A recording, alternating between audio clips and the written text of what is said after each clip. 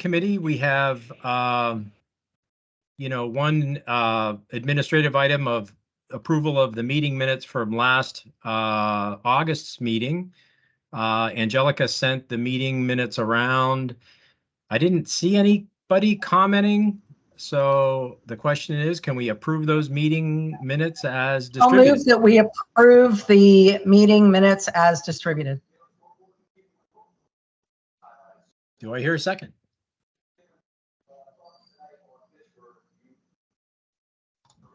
I'll second it. All right, I'll take Second. Jared's hand as a second. All in I favor? think William was muted, but it looked like he was trying to second. Yes, All right. right. It's okay. I'll just say all in favor. If anybody is not in favor, please raise your hand or say something, but. Oh yeah, sorry, Jillian, I should have had you. So we are recording now, so we are. And listen, we want to welcome Jillian Smith tonight. For those of you who don't know, Shruti has moved on from Supervisor Alcorn's office, and so Shruti is, we appreciated Shruti's help over Already? the course of, yeah. She's gone? We don't get to thank her tonight for her we didn't. service? I guess I Wow. probably should have invited her just to at least chime in for a second, but so Jillian, Yeah. have you been with the supervisor's office, Jillian?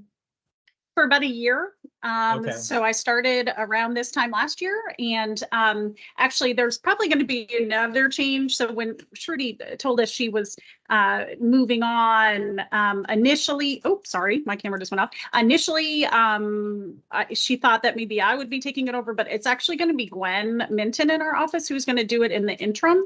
But she couldn't make it tonight, so I'm here. But going forward, she'll be the person communicating with you. But of course, you could always ask myself, Amanda, anyone in our office if you need anything.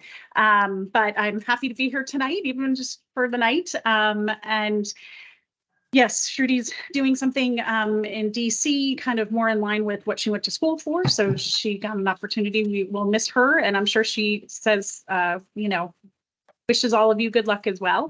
But hopefully we'll see her again. Maybe she'll come to some social things or something. But anyway, I don't want to take up your time, but just let me know if you need anything, okay?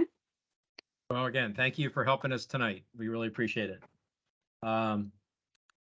Okay, so we do have one application tonight before us. It's the Isaac Newton Square Block N2.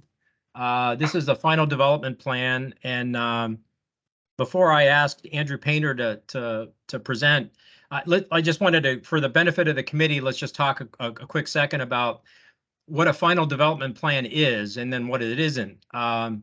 Because we have some members of the committee that might not have been here when the conceptual development plan for Isaac Newton Square was approved. So basically, Isaac Newton Square was approved under a conceptual development plan, which is basically a rezoning, and it basically then developed the kind of like the envelope and the block layout and the grid of streets and all the different land uses for Isaac Newton Square. And then with that came a series of proffers. And so those proffers carry forward and are requirements of the final development plan, and then they're eventually they're requirements of the site plan. So most of the projects we see often come in was a combined conceptual development plan and a final development plan, all as one plan. But the applicant does have the opportunity to split them up. And when they do split them up, generally the conceptual development plan is more of a it's more of a block plan. It doesn't get into the real specifics of the building. Sometimes some of the fine tuning of the materials, maybe some of the fine tuning of the landscape materials and so on. And so then when this final development plan is supposed to then better articulate the building, the material use, the color palette, the landscape, a lot more information on details of landscaping.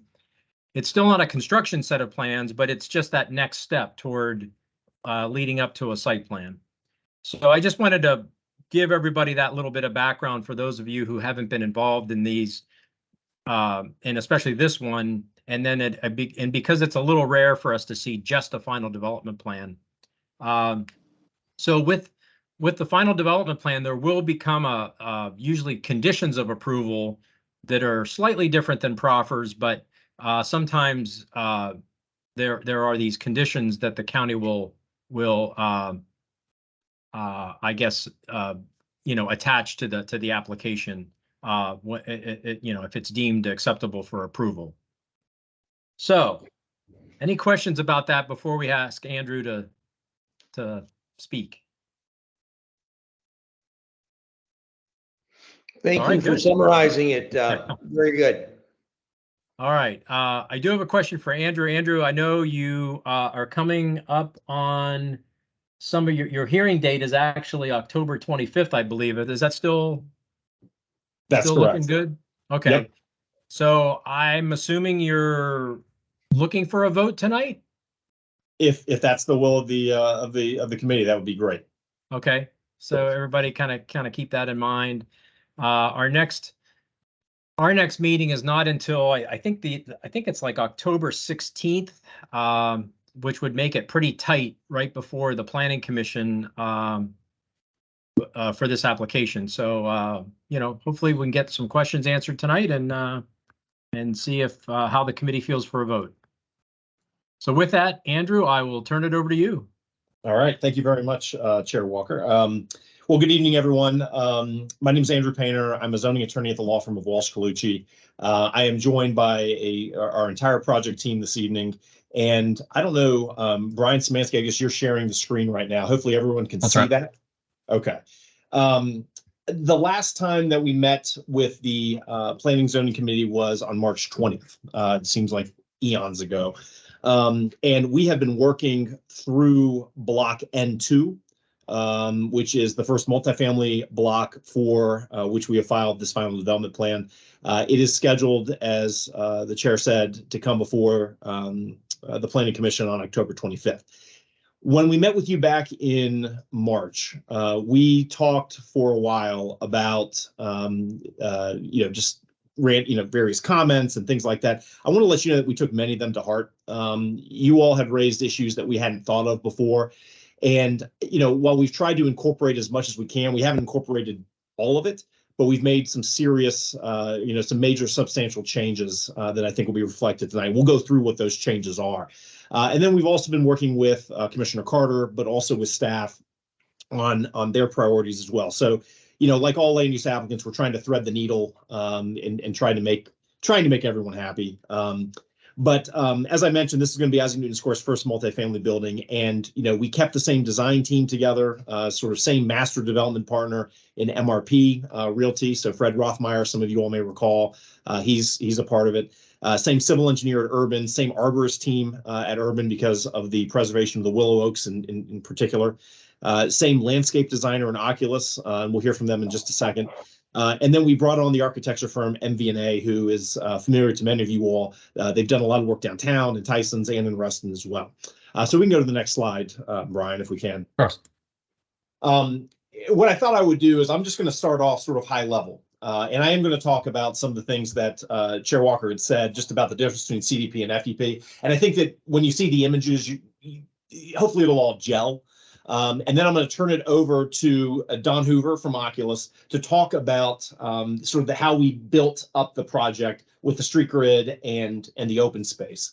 And then we're going to look at the architecture and then close with going back to Don with the landscaping around the building. But hopefully these sort of building blocks will kind of set the stage for what hopefully is a robust and informative presentation and discussion. So what's on the screen right now is just a history of how we got to where we are. So this project received rezoning approval in October of 2019 to convert 32 acres of Isaac Newton Square into a new mixed-use, predominantly residential neighborhood. It included 10 friendly, pedestrian-friendly development blocks, included 2.8 million square feet of development and 2,100 dwelling units of a multiple different type of product types. Okay, so this is a very large site. All of this was in line with the comprehensive plan. We also engaged an arborist to monitor and maintain the willow oaks on the site. Many of you all have been to the site, and we'll see what those look like in a second. But the vast majority of them are in very healthy condition. And we think that this is really something that will be a unique gem of this type of a project, to not have to plant brand new trees and little saplings, but rather to have these majestic willow oaks sort of drive the entirety of the framework of the project. So we engaged an arborist to do that, and we'll talk about that in a second. In September of 2021, 2 years ago, we obtained approval for the first final development plan to ready the northernmost blocks for vertical construction. So we laid out private streets, stormwater, drainage, roads, curbs, utility placements, and the like, just to sort of divide those northern blocks of Isaac Newton Square into kind of pad sites, if you can imagine. And then over time, the thought is that as market conditions dictate, we will go vertical on those. So this is the first of the vertical construction that you're seeing this evening. So that's where we're at. In yellow is the FDP for block N2, but just keep in mind, 2 years ago, there was another final development plan, but that just was for the roads and infrastructure. But we heavily negotiated with this committee and with Commissioner Carter, the willow oak preservation, the street trees, and the layout and the like. We can go to the next slide. Okay, so the chair mentioned CDPs. Okay, so what's in front of you is a rendered illustration of what was approved with the rezoning and conceptual development plan. Okay, again, this permitted the multifamily and townhouse dwelling units, hotel rooms, over 300,000 square feet of office and retail uses. So when we first started designing the neighborhood, we definitely let the open space and comprehensive plan grid network kind of guide the layout. So you see the grid that was set forth in the comprehensive plan, and then you also see the development blocks and you see the open space. The front door of what was approved is down to the south of the project alongside the W&OD trail.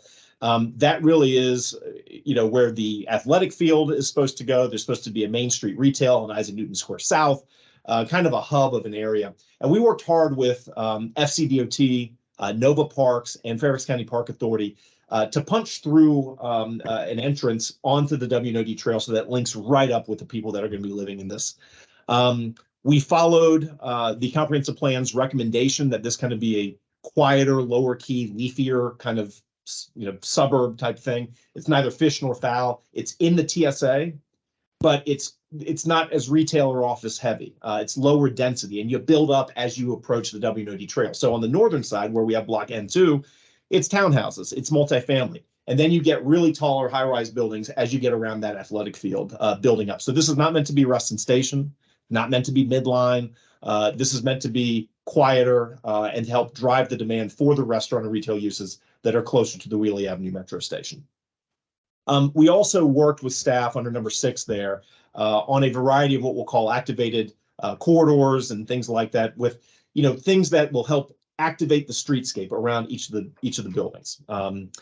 So we can go to the next slide. Okay, so I couldn't have said it better myself, but I'll just reiterate a couple things. So at the rezoning level, usually what happens is developers have a plan from the very beginning of exactly what they want to do, even on multi-block projects, and they move forward with FDPs concurrent with the rezoning and CDP. This is such a large site. We want to take our time and do it right. So we did not know who the end builders were going to be for any of the blocks when we took this through the rezoning and CDP process. And as a result, much like Reston Town Station or Reston Town Center, we could be looking at 15 to 20 years of build out before it's all said and done. So we took it through the conceptual level, okay? So a CDP is required concurrent with a planned district zoning for PRM district, and that's what we're zoned to. As Rob mentioned, it generally characterizes the planned development of what the vision is. It's approved by the Fairfax County Supervisor. And then once it's approved, everything else has to be in substantial conformance with that original CDP approval. Okay, and so we'll see what that looks like on the next slide. But before we go there, then there's the final development plan, and that's what we're before you here this evening. Let's talk about. So again, once you get your conceptual development plan, you have to move forward before you do site plan with a final development plan, an FDP. It has to be prepared in accordance with the CDP and the approved proffers. And you can submit it for all 36 acres, or you can just do one-off blocks at a time. And that's the approach that we're taking here. We're focusing on discrete blocks. This doesn't get approved. The FDP doesn't get approved by the Board of Supervisors, get approved by the Planning Commission. And the way that the zoning ordinance reads is that it's to be approved if it's found to be in accordance with the CDP and zoning regulations. So think of the CDP as the guardrails. All the policy issues have been set and finalized by this point. Okay, so the amount of affordable, the amount of, the traffic mitigation measures, all those things have been dealt with. So now this is almost like a preliminary site plan level drawing that we are moving forward with. And we just need to make sure that what we're doing is in accordance with what was previously approved at the conceptual level. We can go to the next slide. So this is what the CDP legal drawings look like, right? So I showed you the pretty picture of the render drawing. This is actually the law that affects the property. Okay, this was approved with the zoning ordinance or with the rezoning. So it's not as pretty, even though it's in black and white, but it tells you what's there. It shows you in gray what the build to lines are. So that's the building envelope. You can do a building anywhere in that building envelope. You can't exceed the building envelope without amending the CDP, but that's your building envelope. It shows 6-foot wide sidewalks along Isaac Newton Square North. It shows a shared multi-use path along the northern end of the property, right, along the backside of the building. And so this is the framework in which we have, and you can see there too. It's planned for multifamily residential. It has maximum heights and minimum heights that we have to stay within. So those are the guardrails, the parameters. And so we can go to the next slide. And we might have skipped over one there. Oh, sorry. So this is, not at all. So this is an aerial image of looking north, looking due south towards the Wheelie Avenue Metro Rail Station. So you can see that there's townhouse blocks, and those are kind of laid out conceptually. And then you can see the massing for potential buildings. And this massing may not look anything like it at the end of the day. This is just kind of what the parameters are that are set forth on the CDP. Okay, and you can see that the buildings build up as you approach the Wheelie Avenue Metro Station to the back. But again, what we're talking about today is Block N2. We can go to the next slide. As I mentioned, the Willow Oaks, and as Don is going to underscore, are the defining feature of this development. And the CDP and our first FDP, and this is a rendered illustration from the FDP from 2 years ago, identifies nearly all of them for preservation and we've held the line with our landscape plans. We've also held the existing curb line. We're not encroaching upon the root zones of these. In some cases, we are proposing to move the curb line away. And I think what you'll see tonight too is that for the build to lines, we're not building the building right up to where we could. We've actually moved it back. And so hopefully that's something that will be well received. But we worked hard, on that to preserve the critical root zones and things like that. And I will tell you that it was a bit disconcerting when Fairfax County staff had actually suggested at one point that we just tear out all the willow oaks. And I want to let everyone here know, we worked our tail off on making sure that was not the case. We did engage an arborist to maintain those willow oaks for the last 2 years. There's a series of proffers that speak to it. We've prepared a tree inventory and condition analysis, but they are a major asset that we have worked hard to preserve. All right, so I'm going to stop talking here. I'm going to turn it over to Don Hoover with Oculus to walk through the public realm because it was the public realm that we established first, and then we built the buildings from there. So Don. Very good. Thank you, Andrew. Again, my name's Don Hoover with Oculus Landscape Architects. So we are going to take a step back for just a few minutes to talk about the overall master plan and sort of the structure of the public realm. Ownership from day one, when we first started this, said they want the open space to drive the plan. And so the obvious starting point when we visited site was the Willow Oaks.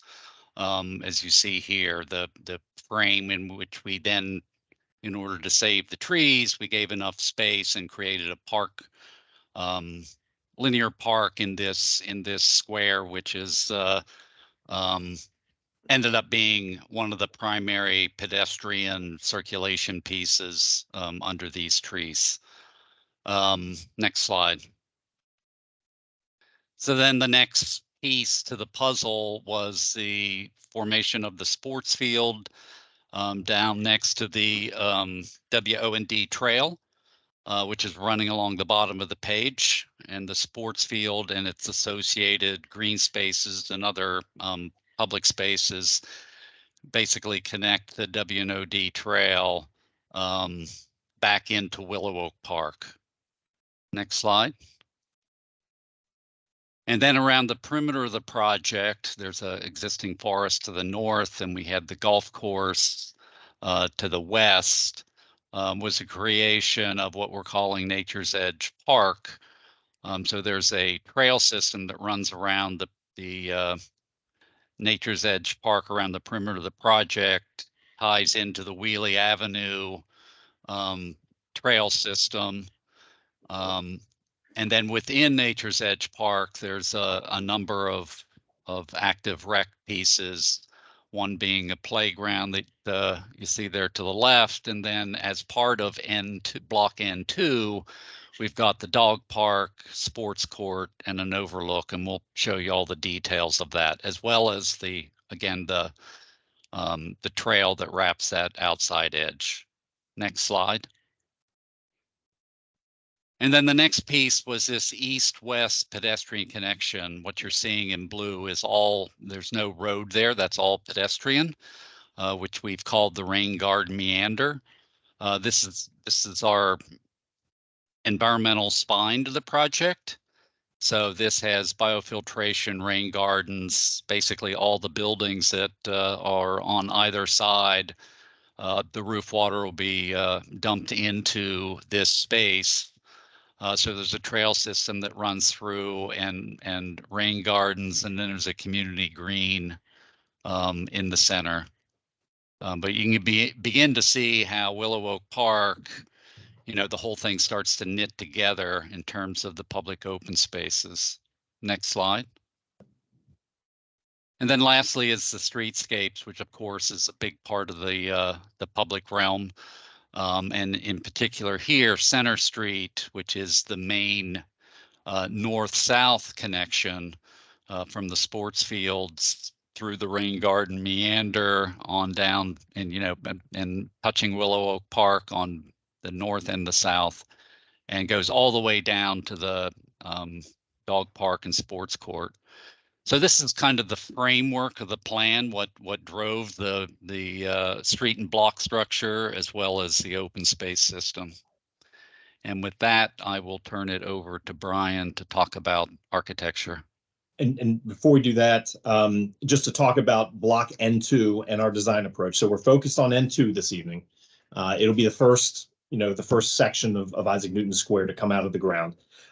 It would be 7 stories, 345 units. There'd be studios, 1 2-bedroom units. 13.5% would be workforce dwelling units. All of this is in line with the comprehensive plan. And what hopefully Brian's going to talk about too is, the building's architecture. We spent a lot of time on it. It really designed to provide sort of a variety in massing and articulation. We did not want to have radical architectural contrast with what might happen on block N1 or N3 on either side. So you're going to see facade materials that are similar in tone and organization to some of Reston's earliest buildings. Thank you for that. There are regular bays that form sort of the main organizational structures with breaks in that form on the upper floors in particular. But we definitely want to have substantial amenities to be competitive in the marketplace, but we've tried to find ways to maximize building efficiency too.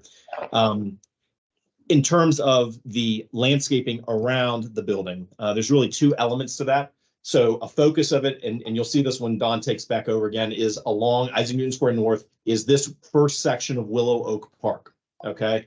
And each section, each block is going to look different by design because there's grade changes and the conditions of the trees and the spacing is a little bit different. So this is this first section of Willow Oak Park. And then on the upper side, the northern side of the block is Nature's Edge Park, where we were talking about the sport court and the dog park.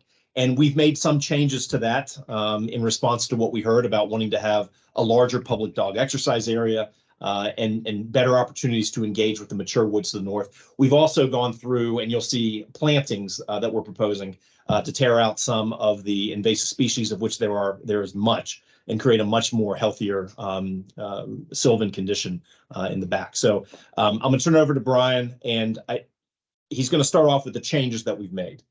There are many. They're not all highlighted in the next 2 slides, but hopefully it'll come out during his presentation too. So Brian. Great. Yeah, thanks, Andrew. Again, my name is Brian Szymanski with MV&A Architects. I'm really happy to be here to speak with you again, give you a refresher and an update on the status of this exciting proposal. I think we're really confident this is going to set a high bar for the future development on the site as it develops. I'm going to quickly speak through the changes that Andrew mentioned. First, we're going to touch on the landscape open space changes. We have made some changes to Willow Oak Park where we've pulled back the pathway and the structures even further away from the Willow Oaks just to help with their preservation. We've also added some treatments along that walkway that will help animate it and make it a little more comfortable, exciting place to be on. To the east side of the building, we have a drop-off that we've introduced, and we have made some changes after working with staff and kind of coming to a shared vision of what we all would like to see that place be like. And we've made some edits there, and also we've had a lot of discussion on the turnaround on Center Street as well. We've made some adjustments to Nature's Edge and the pathways that move around it. And as Andrew mentioned, some adjustments and discussion with staff about the removal of invasive species and the replacement with high quality trees along these northern slopes of Nature's Edge. On the more architectural side of things, we've taken a lot of attention to the lobby and the entrance sequence into the buildings. And again, that was along with planning staff. We've come along with kind of a shared vision of what the front door and secondary access points should be. And then along with that is the architectural treatment of the entrance, the canopy, and the architecture at that entrance to help reinforce these goals. We've had continued study of the facades, study to the transformer enclosures within the buildings, and just a little more detail in that. We've had a little more detailed analysis of the ground level activation of the building with stoops and balconies. And, from a streetscape standpoint, there's been additional study to the streets, the addition of accessible on-street parking and similar things. So I'd like to start by walking you through the layout of the building. So as has been mentioned, it's a 7-story residential building, and it's served by a precast parking structure that's completely wrapped on all sides by the residential building. So you will never see this precast structure from the exterior. It features a generous interior courtyard with a pool. And we've located the main lobby on the southeast corner of the building that's going to have great connections back through that courtyard and have really great visibility as you approach the site from the east. The primary pedestrian entrance is right there on that southeast corner, but we've also provided a turnaround at the end of Isaac Newton Square East, where formerly at the CDP, this was just a dead end.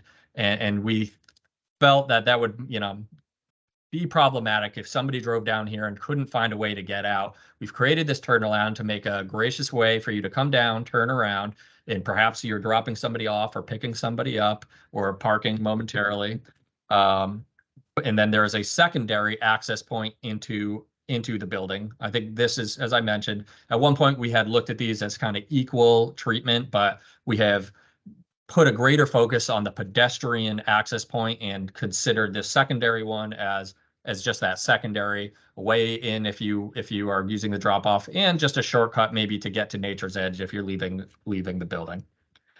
To the south is the Willow Oak Park. I think Don's going to speak to this in much greater detail, but we have added walkout units along the walkway there to really activate that and make it comfortable.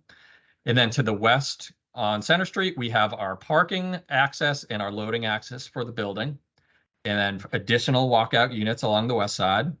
To the north, we have Nature's Edge Park that Don will speak to in greater detail in a moment, but we have additional walkout units and balconies activating that edge as well. And then just a quick refresher on topography. The site is at its highest on Isaac Newton Square North, and it tapers down in topography as we move north. In the building, as the grade falls, the building levels fall with it. So they kind of step down. So where the building tries to stay close to grade as it's falling along. To discuss the massing and the exterior of the building, we looked at this exterior in a number of different ways, and we ultimately decided on an approach that splits the building into two architectural treatments for the east and west side. This is addressed mostly in color, so the building still holds together as a singular architectural expression, but it uses this color approach to break down the overall scale and experience of the building. So we're going to look here at the southeast corner, and currently the trees are on, and I mean, you could see those willow oak trees there, and we could see this really strong brick corner element that anchors the main lobby of the building. We have these tall double height windows signaling the importance of this corner and inviting you into the building. Formerly, we had an entrance canopy that ran along the east side, and that was part of kind of a equal treatment of each of these two entrances. We've made an adjustment to really make it visually clear. This is the front door. This is where you walk into the building there. I'm going to turn off the trees now so you can get a better sense of the architecture. And as we see these different views, some of the trees are going to be turned off just to get a better view. But no, we have the willow oak trees and extensive street trees all the way around the building. But we can see here this red expression continues horizontally down the facade, but it's broken up vertically with bays at a regular rhythm, and that's reinforced by breaks in the roof line. Further down on the facade, we can see that the facade changes in color, and it supports a second symmetrical expression on the west side. The exterior wall here is set back a little bit, providing visual relief along the long facade and opportunities for huge terraces on the lowest units. For the body of the building, we've utilized a double height window expression, which is kind of a trick. It helps kind of trick the eye into perceiving the building as being shorter than it actually is. You might perceive the building as being 5 levels when in reality it's obviously 7 levels, but it's kind of a nice trick to foreshorten the building. Looking here at the south elevation, we can see again that split approach to that long facade breaks the building into smaller scaled compositions.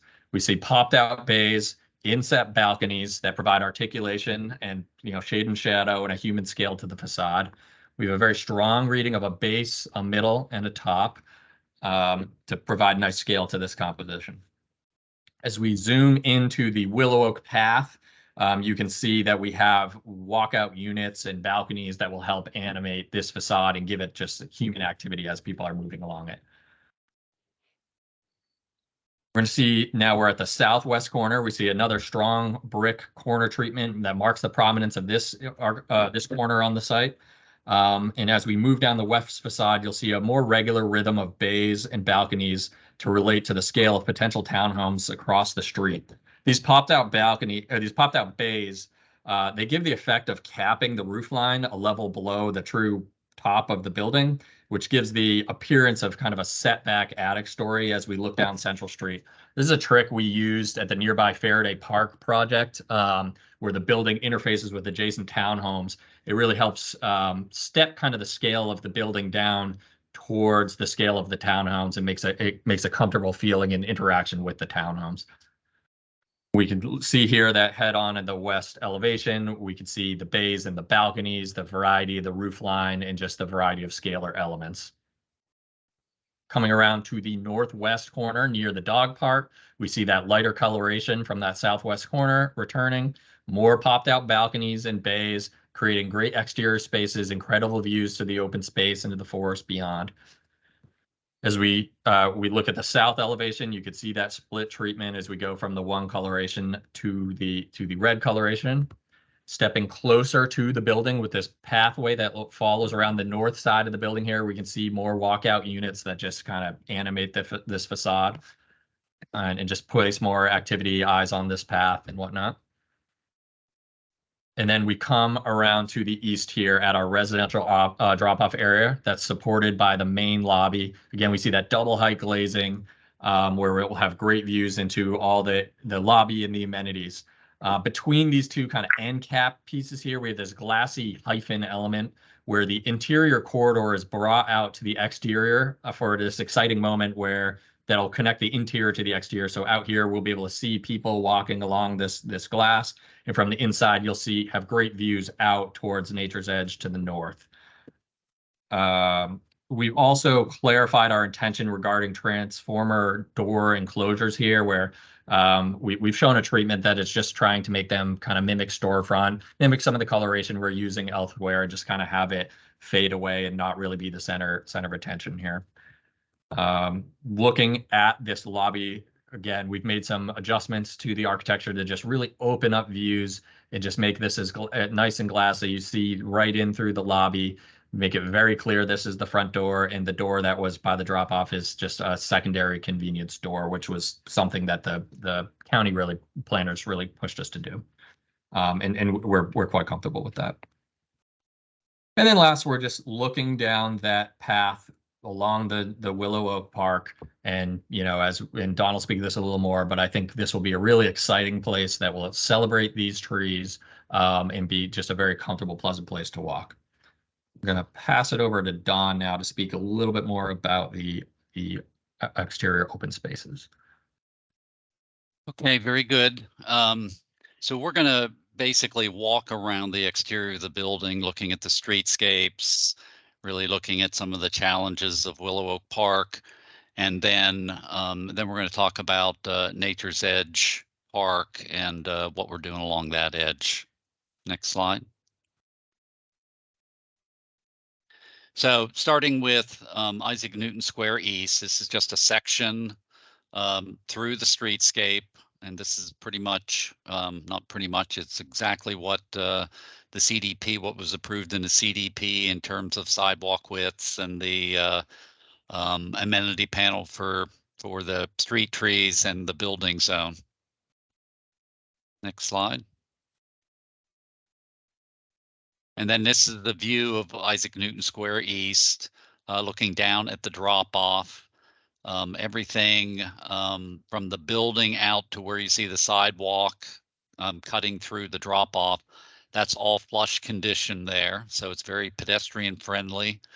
But it does have a bit of a speed ramp, if you will, coming up into that space just to slow cars down and to let them know that they're entering a pedestrian zone.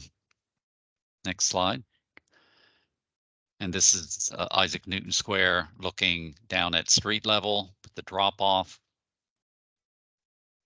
Next slide.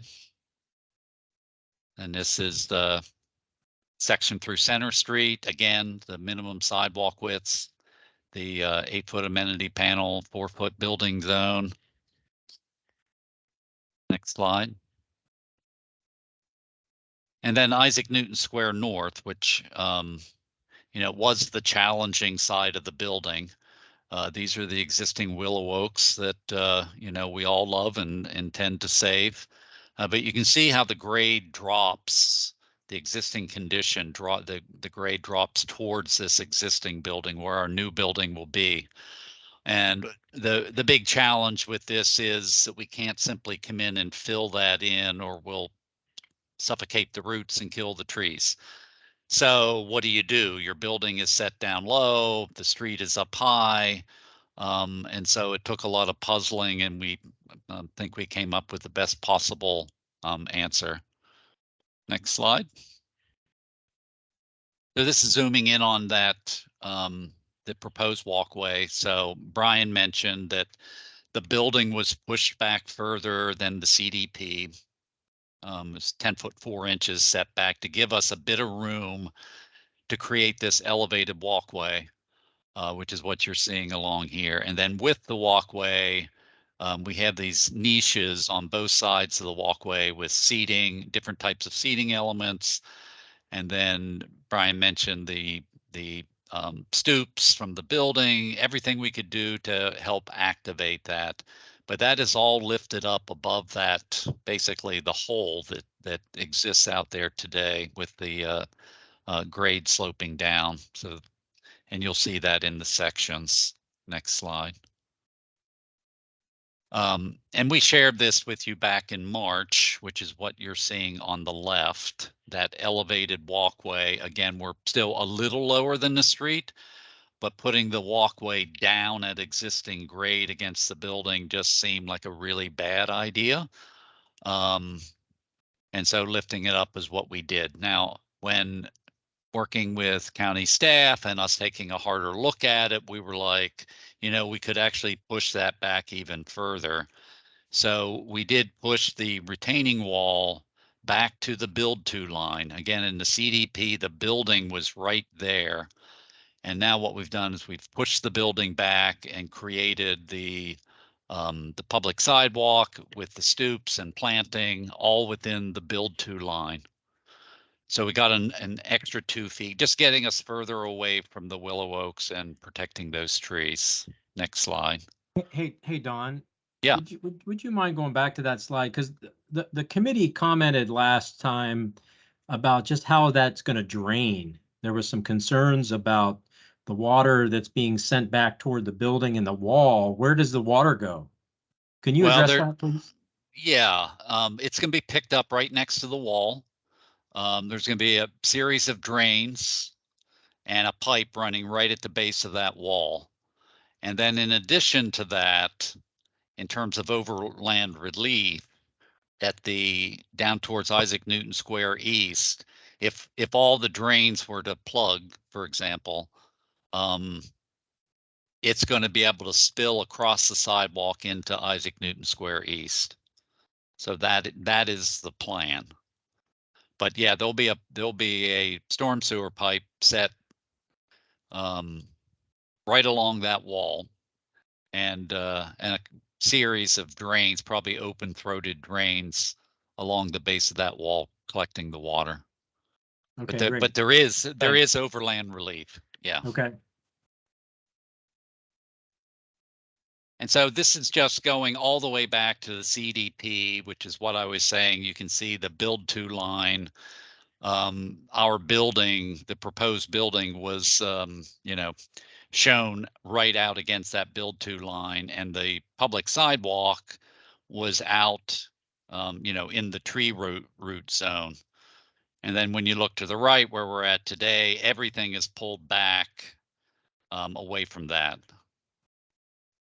And of course, there's, a bit of construction area next to the wall, but that's all been looked at very carefully to, again, maximize the protection of these tree roots and saving these trees, which is priority for us and for a lot of other folks as well.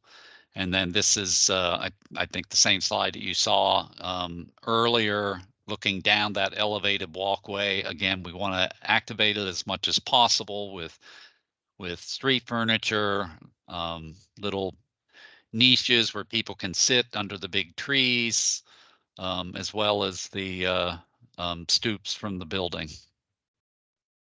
Next slide. And this is just looking at it from the other direction. You can see more of the stoops in this view.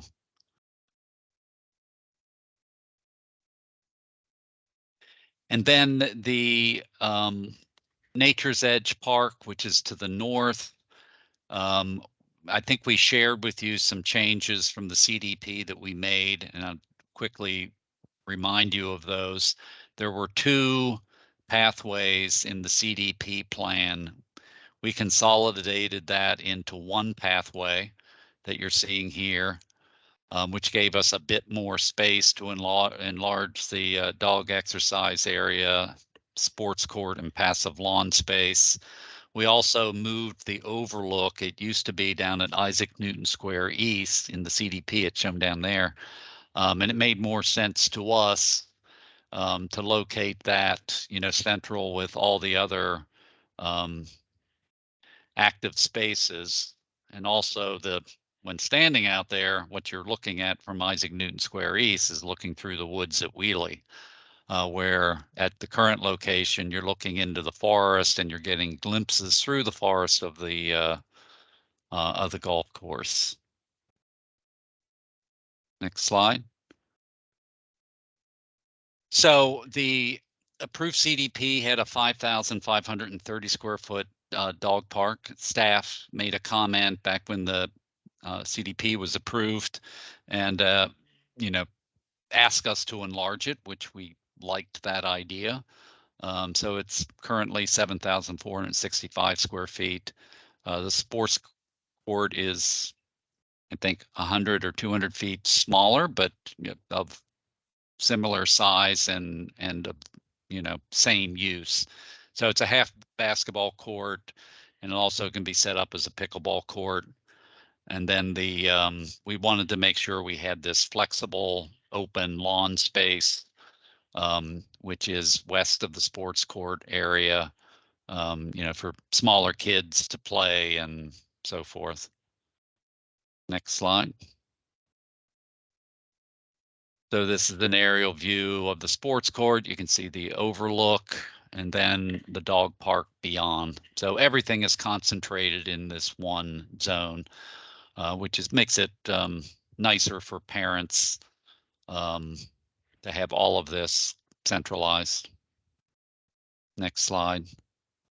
So this is down at ground level. You can see that kind of open lawn space, flexible use space to the left on this side of the sports court.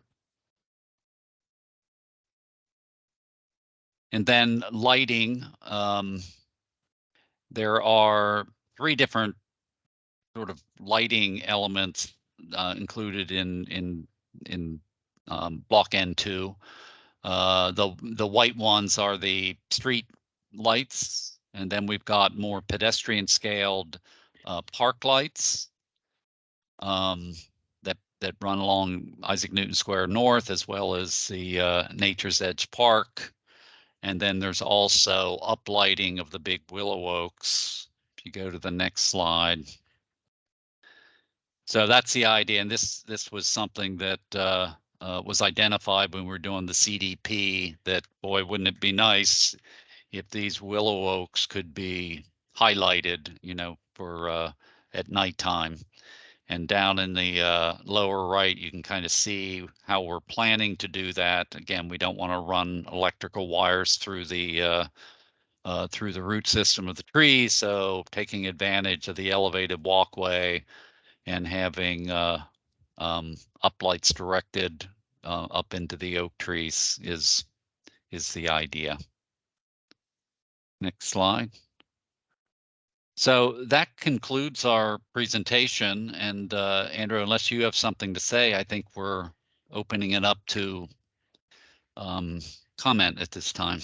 No, I hope that the change that we made, everyone understands them, understands the rationale, and we appreciate everyone's feedback to this point. We try to put our best foot forward, and I know that there's a lot of information in there. So our entire project team's available to answer any questions. Thank you, Andrew. Thank you, Don. Nice presentation, and appreciate some of the feedback to some of the prior comments. For those committee members who would like to make some comments, if you could raise your hand in the chat by going up to the top where it says raise and just click on that image. We'll start first with Lynn and then go to William Piggies. Lynn? Okay, thank you so much. What a great presentation. I've got a couple of questions going back to slide number 11. I know we're focusing on N2, but I wanted to look at this playground and talk about the proximity to the golf course. I'm trying to figure out where that is on the golf course, but I don't know if people slice their balls in that area, and I just want to make a point that you might want to rethink that going forwards, because that is outside of the scope, I know, of what we're talking about today, or maybe it's not. But that, I think, was slide 11. On slide 15, I noticed you were talking about the pool, and I don't know that I was here on the committee when we were going through the first presentation, but are we going to be members of Reston Association, and is this going to be a Reston Association pool? So, Don, you can address the errant golf balls, that issue, and that, and Lynn, that's for obviously that's for block N1. And many of you all might recall that several months ago we were actually talking about a potential townhouse concept here, and so that's sort of been put on hiatus for the time being. But we'll definitely take a look at that when the time is right. As far as RA membership, no. So the pool that you're seeing there would just be a building amenity open to those residents. As part of the P district, we have to spend a minimum of $1,900 per multifamily unit on on-site amenities just for the residents. There is a proffer. Some of you all may have seen proffer 11F does require us to negotiate in good faith to join RA for the individual units. Those are really talking about the townhouse units and potentially for sale units. But we did have an introductory meeting with Larry Butler before he left and Matt Cummins as well. Just talk about Isaac Newton Square generally. Okay, thank you. And I trust that those discussions are continuing. Yeah, I mean, it's been a while since we, it's probably been about 3 months or so since we talked with him. But Okay. we'll continue to follow up as the project builds out. Okay, thank you. Sure. And then on, I think it was slide 31, I just wanted to say, so slide 31, and then some of the slides that followed this, I just want to say thank you so much for saving these beautiful willow oaks. And I also want to say bravo for highlighting them with the uplights that you're putting in. I think it is it's a stunning feature for the site, and I just want to give you kudos for that.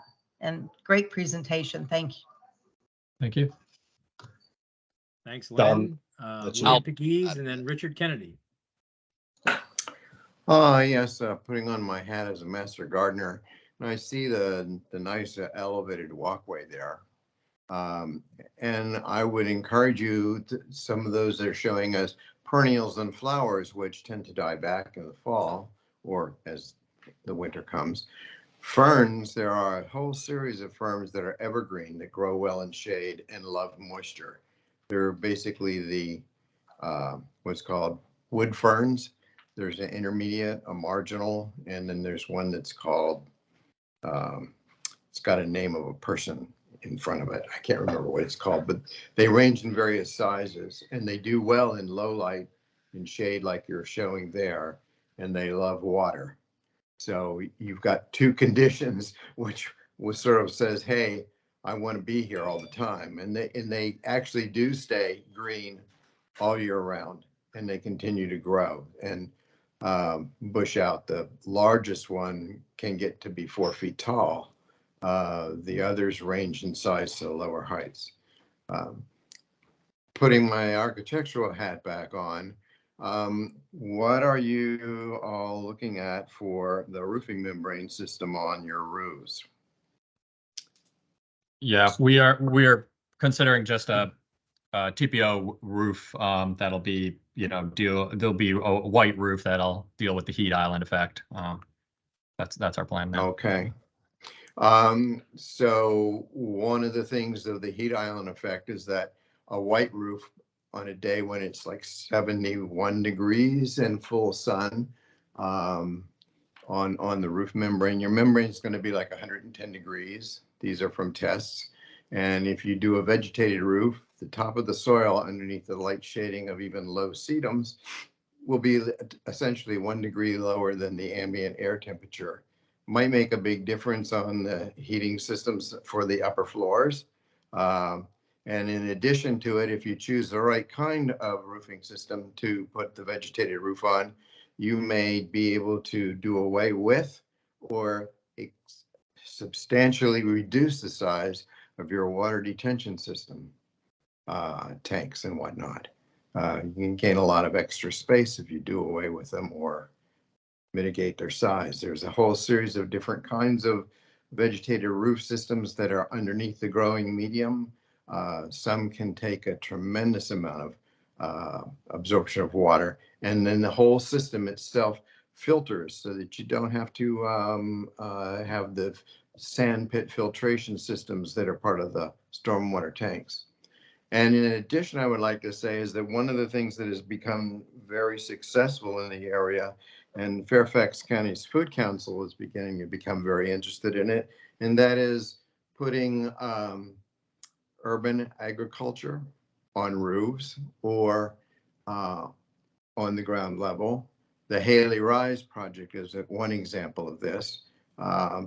Downtown in DC, office buildings and high-rise residential buildings have been running successfully now for more than 7 years with the urban agriculture on the roof, where basically it's a company that maintains it, maintains the farming of it and does all the farming for it, in the partnership with a charitable organization and the developer, which then distributes the produce that comes from it to needy areas or those that can provide another step in the charity for the distribution of the food. There is a small tax incentive that's related with that, but Fairfax County has become very interested in it, and with their Fairfax County Food Council. So you can do those in the form of doing the whole roof as a vegetated system with some parts of it as a urban farm, or you can have them in basically raised planter beds and put that on top of virtually any membrane, much as you would have planters on a roof area. So that's my major comment, and I would really encourage you to look at and maybe contact the Fairfax County. There's an urban agricultural work group, and that's headed by the same person that is the head of the Fairfax County Food Council. That's it. Thank you. Thank you, William. Let's go to Richard and then to Jared. Thank you. Thank you. I have several comments, and it's up to you to pick out how you want to respond. Because I don't want to talk too much on it, but the first thing was, my reaction was, oh, here we are again. It's the same architectural picture, but I will comment in a positive way that the closer down you got to the land and closer in, you've done some nice work there that I think may help a lot of that. I just hope that there's a way of working in color on a designed way over time. I think that will make a big difference there. I'm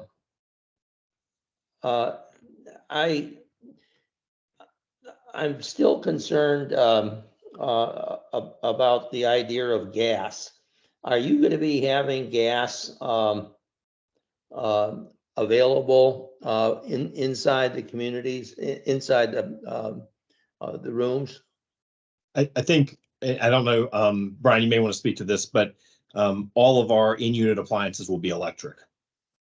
That's correct. Congratulations. That's terrific. I'm glad to hear that. Yay. I hate to say this, but I think that's the first time we've raised this, and you'd already been a step ahead of it. And congratulations. Let's see.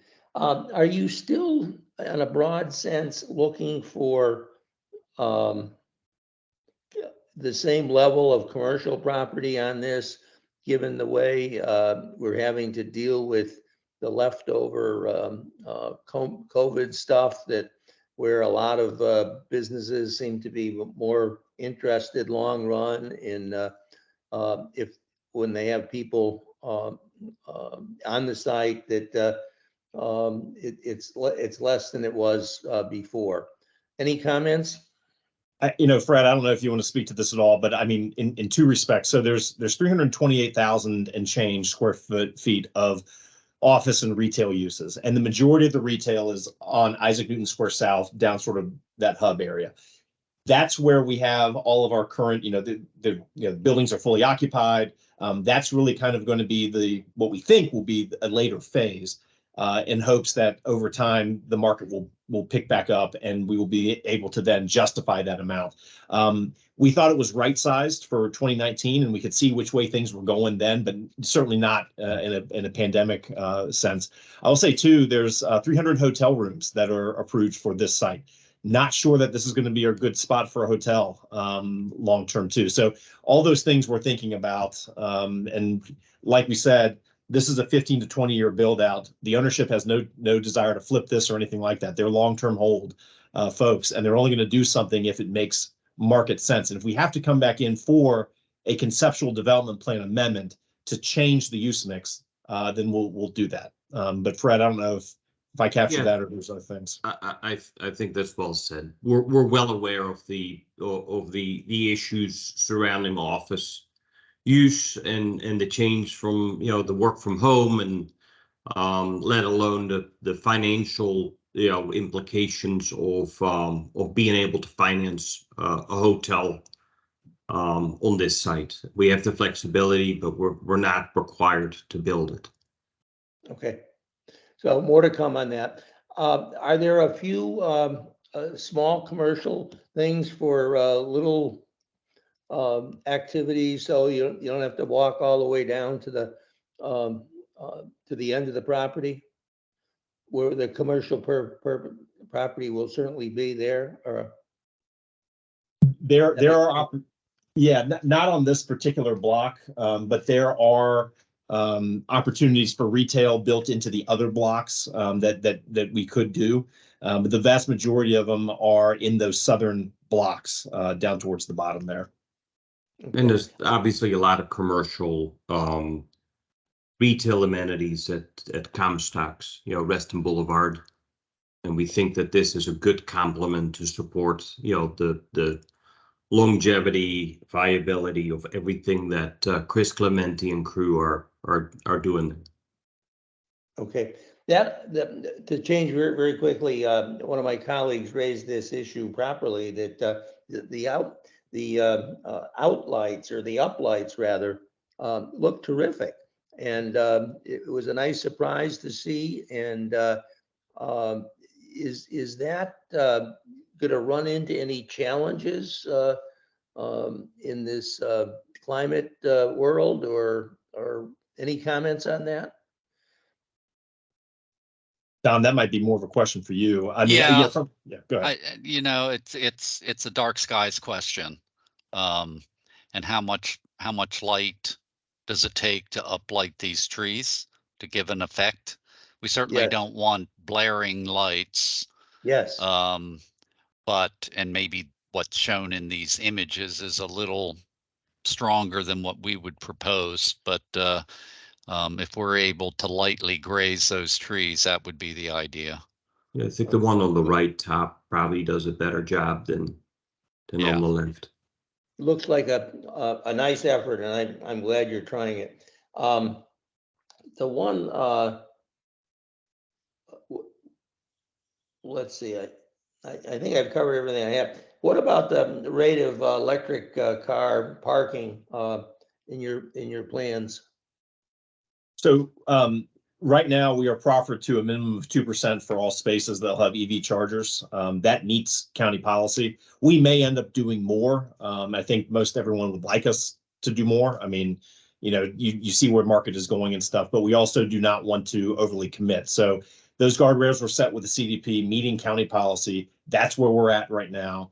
But certainly if the market dictates and our tenants desire it, or even if they don't desire it, we just think it makes good sense, then we're not precluded from providing it. Well, I hope at least you're going to have the structure for it behind the walls in parking at a much larger rate.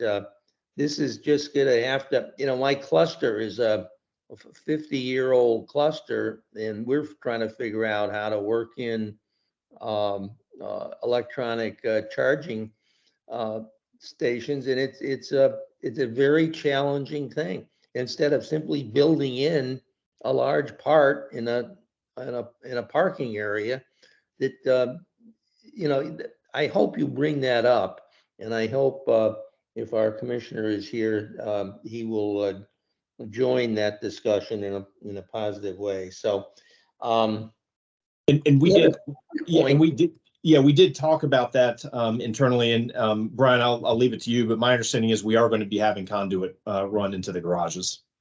Yes, we will absolutely be able to retrofit additional charging stations quite easily with the nature of this precast parking Okay. structure. It's very easy to just add more lines to it. Yep.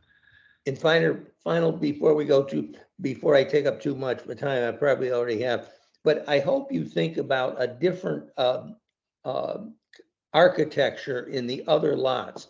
We're having a bunch of there's a lot of housing being built here, unlike most of the rest of the TSA building. There's so much here. I hope you don't try to keep them all the same. I hope you make them distinguished, where we know that we're in a different place, and try to do it all well. But I hope that's a principle that you're going to be carrying. Thank you. Thank you, And- Richard. Yeah, Let's thank go you. to Jared and then John Coppola. Okay. Well, again, I would pair what some other people have said. Thank you. I think this was a really good presentation and a really nice overall solution. I only have just kind of a quick question, and this is a great slide to land on. You talked about the surface treatment at the drop off and how you are intentionally trying to slow traffic down. That's on the Isaac Newton East side. I want to jump to the Center Street side, thinking about the long-term build out, as you had said. I can see the Center Street being almost more of a pedestrian access point for people moving up to the dog park, the sport court, those kind of things. I guess I'm a little nervous about a lot of pedestrians flowing up alongside the building with the loading docks and then the parking ramp. Just that in and out traffic from the residents colliding with the potential larger volume of pedestrians. I know it's not shown on this print, but in your long range plan, you show, the townhouses off to the left. So I think we'll see more curb cuts on that side as well. So I was just wondering, it maybe is already shown. I kind of see a little color variation on the loading dock and the access to the residents. As part of the plan to also do something to sort of slow people down so that we don't have pedestrian car collisions.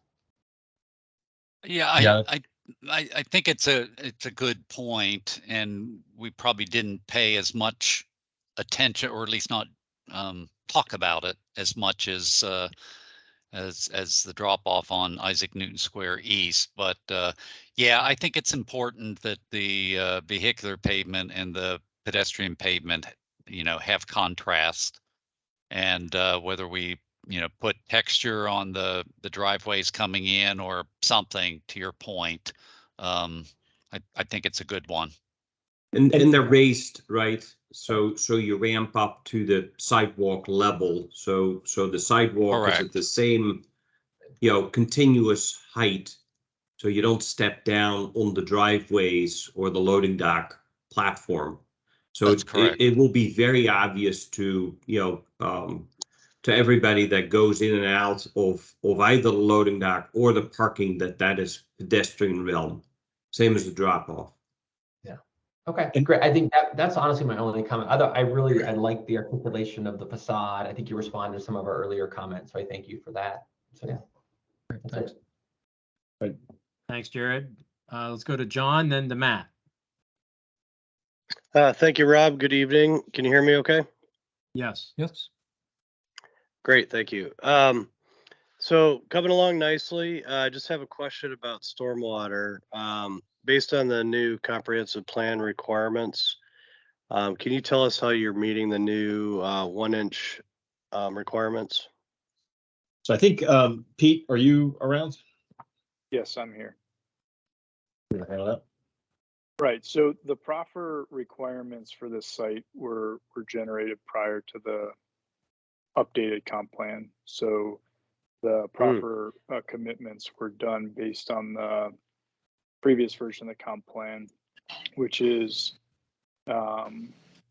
reducing the rate of runoff, the volume of runoff, et cetera, based on the site or the FAR of the site. So the 1-inch didn't come into play at the time the CDP was going through. Gotcha. So what are you doing for the treatment? Right. So we have on the plan a comprehensive stormwater plan that will be set up to provide stormwater for the northern phase of the project. So we have underground stormwater detention. There's two underground stormwater vaults. One is to the north of block N2 and one is to the north of block N1. There's also, unrelated to this application, another vault to the west of block W2. And those vaults are being sized in order to, because all of the runoff flows from south to north, those vaults are being put on the far north side to treat the runoff that's going to be passing through there from the first phase of development, which includes the road infrastructure to serve these blocks, as well as all of N2. And then we have urban bioretention along the street. That was heavily coordinated with the FDP that came before this, which was the FDP for the roads and infrastructure. And so we did a lot of coordination about the placement of those and not putting them next to parallel parking. And so those are along the street where possible. And then we also have underground manufactured filtering devices downstream of each of the stormwater management vaults that then also treat and remove pollutants. So this is being treated, even though there's existing filtering devices on the site, we're treating this as brand new development and meeting the VRM requirements for new development, assuming that there was no development prior to this, prior to what's existing on the site.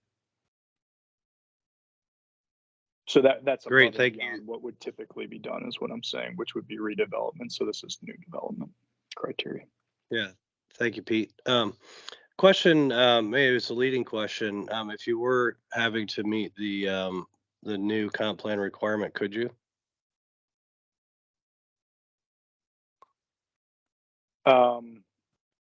I don't think that's a simple question for me to answer here. I have not evaluated that for this particular site. So we'd have to evaluate it and then let you know. Gotcha. Okay, well, that's okay. And then another question I have is I know that area has some outfall challenges for stormwater. Not sure if you all are affected by that or not, but I'm just curious if you can comment on that for stormwater. Sure. I think what you're talking about is the pond that is to the south of Sunset Hills Road. There's an existing pond that's just to the west of the Reston Station Promenade project. So no, that does not impact us. That pond and outfall is actually upstream of us, but it doesn't go through our site, meaning that outfall passes to the west of us, then goes into the same outfall channel that we eventually drain into, but we are not impacted by that particular issue. Are you discharging into where are you discharging, I guess? It's to the north. I don't know exactly what creek that is. Hold on a second. Does that then flow to the east? And I'm sorry, I don't know the answer to this. To the Yes, east or back it into flows to the east. into the golf course? Oh, okay, all right. So you're Yeah, not it going into flows the to the golf course east. at all then? Got it. Well, Okay. it All right. does- Thank you. Oh, go ahead. It does flow through a part of the golf course, but again, it then continues to the east. So again, the problem pond is to the west of us. That discharges underneath the WNOD trail. That then goes through the golf course and continues along to the east as well. We then just outfall further downstream than that particular outfall. So the issue with that is actually south of the WNOD trail, where the existing commuter parking lot is. That's the area that has the issues. We're downstream of that. So one, we're not affected by that flooding condition, and two, we don't contribute to any of that issue due to the location of our site. Gotcha. Okay. Thank you, Pete. Sure. All right. Thanks, John. Thanks, Pete. Let's go to Matt, then to Tammy. Hi. Firstly, I think it's a beautiful presentation with a lot of great graphics and some nice architecture as well. Can we look at either one of the 3D renderings or the front elevation? It doesn't really matter which ones. Maybe slide 14 there. I like a lot of the moves that you've made kind of architecturally. I think that the idea of kind of taking this huge mass and breaking it down into some component parts, the really strong base, middle, and top, I think is strong, and sort of the articulation. I like what you've done with the roof line, so it's not sort of a continuous flat parapet up there. And the sort of insets and projections are nice as well, and give it some nice rhythm and shadow as you kind of move around the building. My questions are more related to materials. I know it's easy when you put these renderings together using whatever, Lumion, Revit, something. It does give it kind of a false sense of, I guess, crispness that sometimes I feel like doesn't translate into the materials when it actually gets built. Obviously, the brick is kind of self-explanatory, but can you kind of walk me through what the sort of spandrel panels are? It looks like you've got some type of a vertical board and batten at the top, and some other kind of panels maybe between some of the windows. And I guess I also what like the railing material is. So just kind of quickly, if you could just run me through what you're anticipating those materials being, I'd be appreciative. Sure. I mean, essentially each of those materials are different variations of cement fiberboard. So the spandrels in these being larger board panels, and at the top with the stripes is more of a siding. So we're using that material in a couple different ways to just create different textures and in lines across the facade. But that's All right. the approach there. And then the railings will be aluminum railings. Okay, good on the railings. I mean, it seems unescapable, and certainly on like pretty much every project I work on, that like everything is fiber cement panel or siding these days. I guess my big concern, I don't know, something to look at, is I just really haven't been that impressed by Hardie's products, especially after 3 or 4 years in the field. I mean, there's buildings that have gone up recently. I mean, there's buildings I've worked on recently that 3 or 4 years you walk by them, and the Hardie, I just don't love their details, and I don't love like the way the panels join together. I think there are better systems out there. I've done work with Nichiha before. I know it's more expensive, but this is such a nice design and a nice building. And I don't know, I just wish we, as as architects, could get away from everything having to be Hardie all the time. Sure, we share your concern. I don't know yet if it's going to be Hardie. We have on other projects been doing exactly said Nichiha and other cement fiberboard products. Nichiha is way nicer than Hardie. Yeah, we definitely share the concern. That is part of the reason why the whole first 2 floors of the entire building are going to be masonry. So with the goal of never allowing somebody to get up close to any kind of the building and be able to touch a cement fiberboard anywhere. So as you're walking along, it's all masonry. So you never can really go up and scrutinize it super close. And it's higher up. And one of the things that was very illuminating for us is, because it's easy to look at the building with the trees turned off, but these willow oaks, they really do, they are part of this architecture, and they hide so much of the building. So that's what helped us, prioritize different moments of the look underneath the canopy of where you'll see masonry, and where the trees aren't is where we're putting these extremely, beautiful masonry materials and things like that. And the moments that are a little more hidden, take on another approach. But we share the concern. That's why I think the siding can be a little more forgiving than the long panels that try and have these like very modern reveals that are trying too hard to be metal panel that kind of just don't come out as clean. So for the spandrels, you know, can be based. It's in this expression, it would be this zone here that I have my most concern on, that I think we'll continue to see. You know, whether a lot of times we don't go for those super contemporary reveals, and the actual maybe a board and batten approach can be a little more forgiving than the trying to get the reveal joint. That doesn't always perform as well. So we're kind of aware of the limitations and have been studying to, you know, how to do it the best way we can. I would agree the board and batten kind of works better, but it also is one of those things that if it's added kind of without studying it, I mean, it's a certainly like an architectural decision, and it makes a building feel, you know, it gives it sort of a craftsman-esque element rather than sort of this sleek modern look. So, I mean, it's just one of those things where, I mean, you guys are good architects, but like, I wouldn't just like do it without really kind of thinking about what it's actually doing to the design. Yep.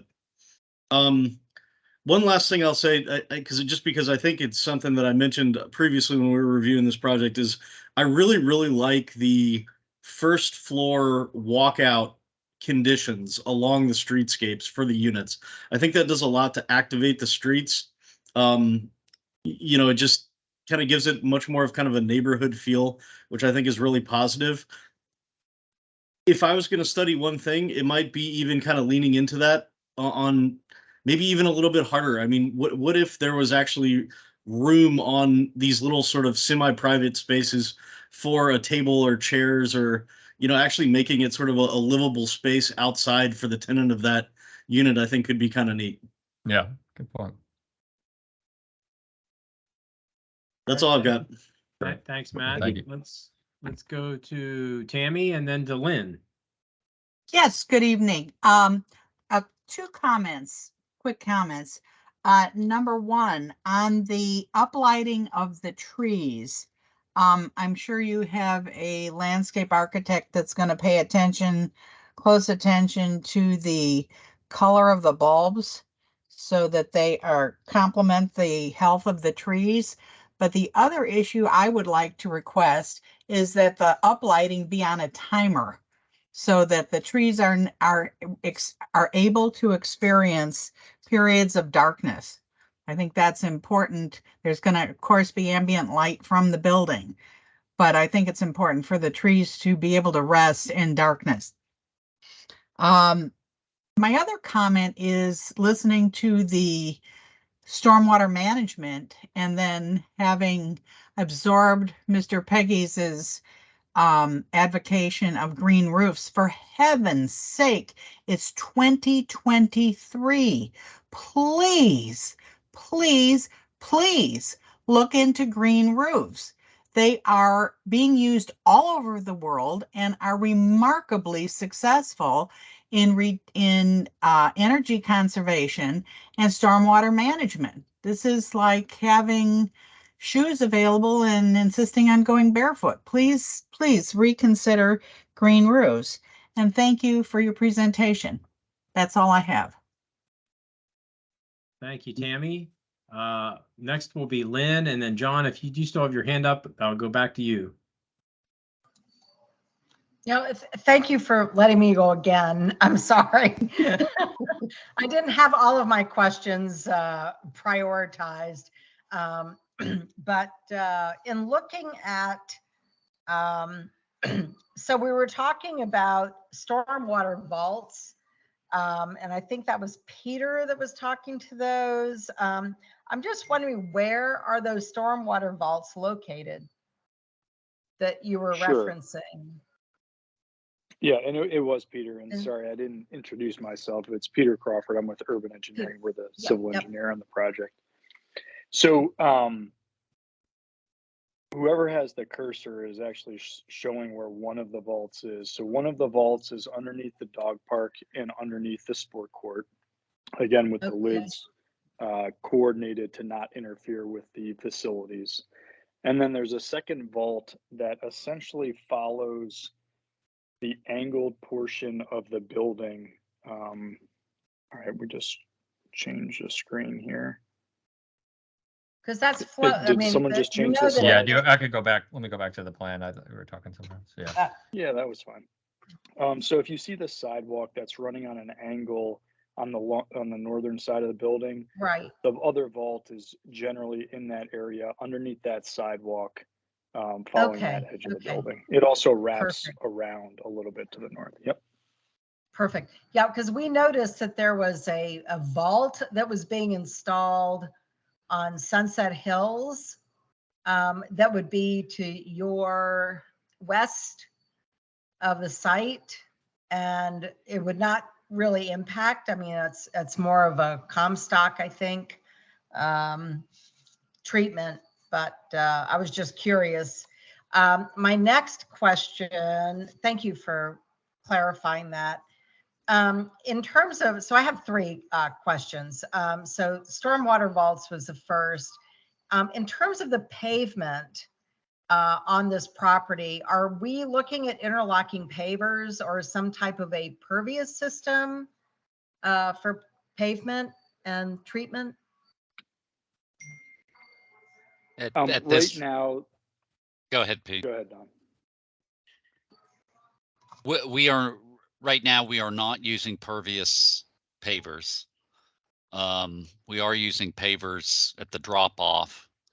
But the answer to your question is we're not using pervious pavers. Okay. I know that they're making them where they're incredibly load bearing. So it might be something worth considering as an addition. I know it's expensive, but it would certainly add to the environmental benefits of the project. So just something to consider. And then finally, let's see, I think I've got two more. Sorry, I said I had one. I've got two more. The next one is on, I think, Brian, you were talking about the masonry treatment on the exterior of the buildings. Is that going to be brick or architectural concrete block or a combination of both? It'll be brick. Oh, brick. Yep. Okay, so I saw the light treated area. I didn't know if that was a concrete block,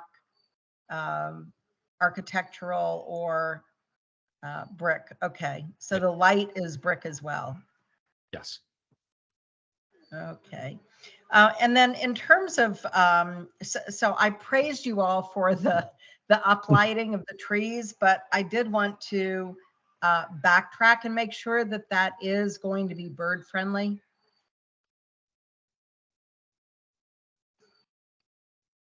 As well. I know Reston has won awards for their lighting in terms of having the down lighting so that the birds are not disturbed.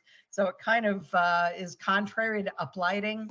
But I think Tammy's idea of having a timer associated with those so that there is complete darkness at a certain point may be worth considering. And then so my last question is looking at the proximity to the golf courses. My question is, are there easements through the golf course to the paths on the north side? So looking at, so we're looking at potential connection points to the Reston Association trail system. Fred, So I have think, y'all looked into that? Fred, I'm not aware of any interparcel easements to the golf course. Correct. Oh, okay. Yeah, I'm not familiar with those.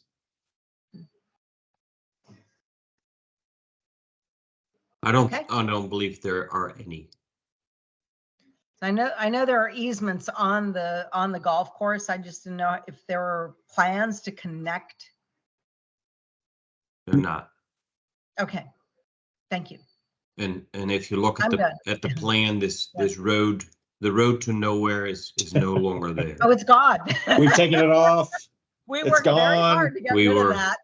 We were reprimanded showing that. And the son of the road from nowhere is gone too. Thank you, Lynn. Let's go to Thank you. Michelle. Hi, thank you guys. Okay, let's see. So first I wanted to start off with, I think it's great that the basketball court could also be a pickleball court. You know, there's, you can add a pickleball court to a half basketball court easily with just some striping. But I do just want to note that it's rather close to the apartment buildings or to the actual residencies. So have you considered, you know, the noise impact? And I'm flagging this because I'm hopeful that you would consider it ahead of time and to address that ahead of time. Yeah, I mean, and Don, you can speak to this. I mean, being able to stripe it for basketball or for pickleball or futsal, I think that those are other ideas that we had.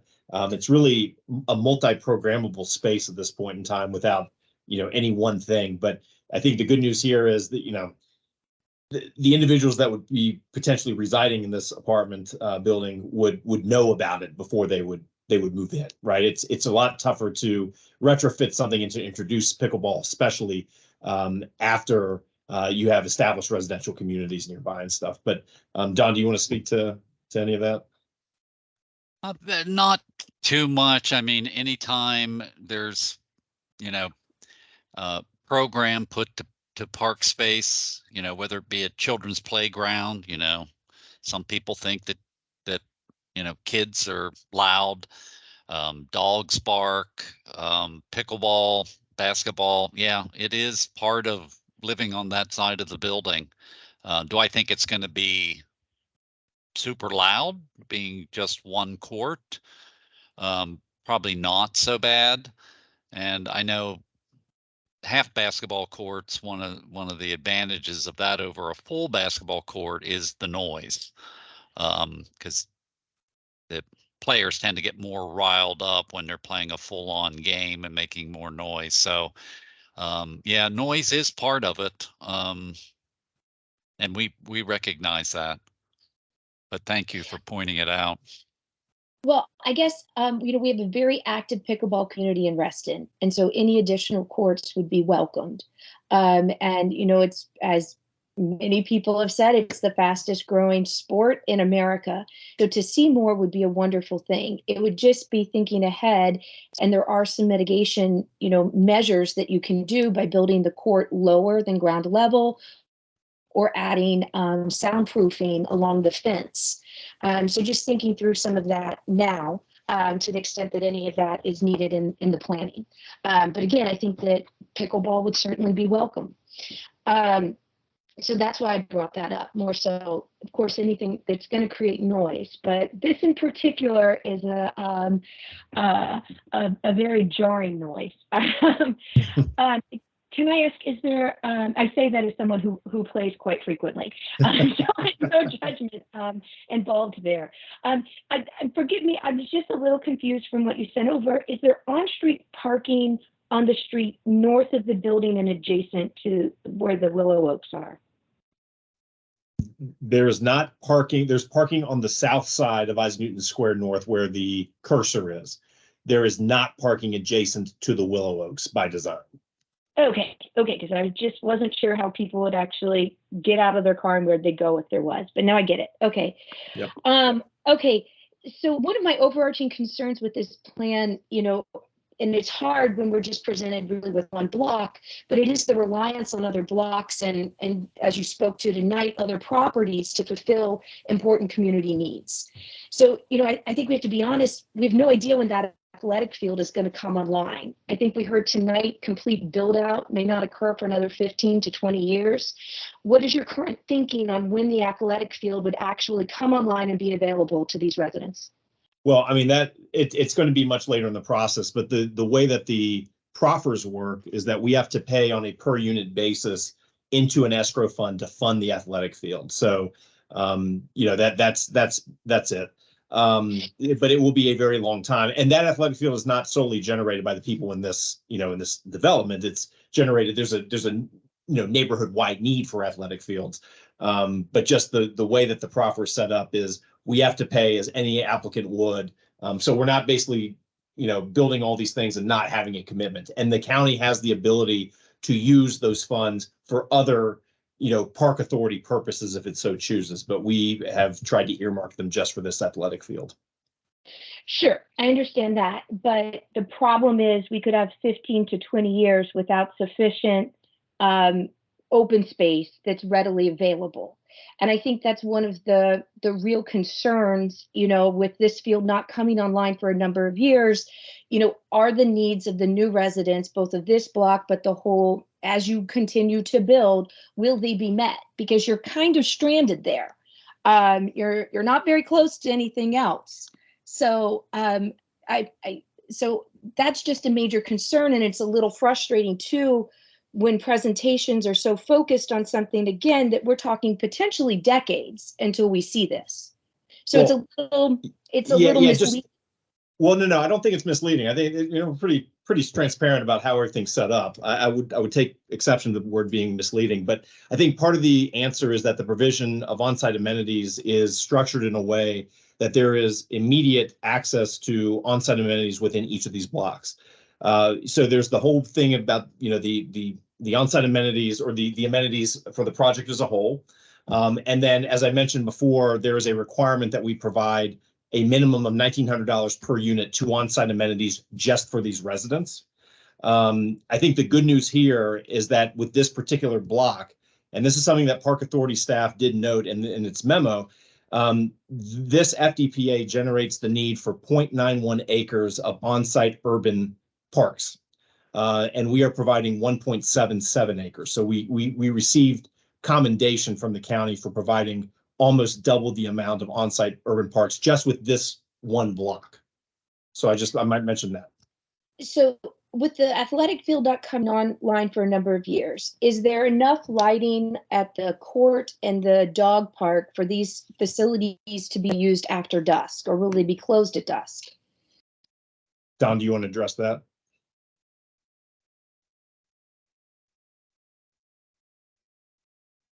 Don, are you on mute? Sorry, I was on mute. The dog park's going to get enough light from the pathway lighting for that to function in the evenings. I think it's the intention not to have sports lighting at this location for the sports court. Yeah, it's just then it really isn't going to be providing much use for a portion of the year when it's too dark for many people who work, and then it's just available basically if you're there in the middle of the day. So I mean, I might get some people frustrated with this comment, but I would consider more lighting on the court, especially, I mean, again, just given that the athletic field is so far in the distance, that providing some form of true recreation for both for this block and everything you have coming. Even if it were temporary and then removed when the athletic field came online. So I would just ask, would you consider that? Are you talking about considering additional lighting for the evening hours? Yeah. Additional. Yeah, I don't know. I mean, Fred, that's really kind of, ownership's call. We can consider it. Yeah, we can consider it. It's a fine balance. So you also mentioned that N1 is on hiatus. Is this a long-term hiatus? Because I think you said that the children's playground is attached to N1. Yeah, so our intention, at least right now, is that hopefully that will get cooking again relatively soon. But again, it is being market driven, and it's for an N1 and then W2 and then potentially N3 as well. So hopefully that whole northern tier, the two blocks that are flanking N2 and then the other townhouse block would hopefully be coming online, as the next stage of the project.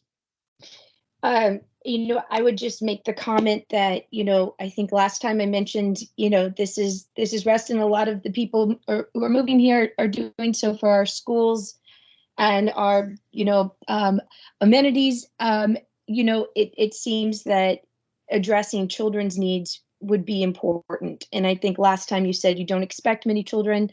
Mm-hmm. We're seeing more children than you think.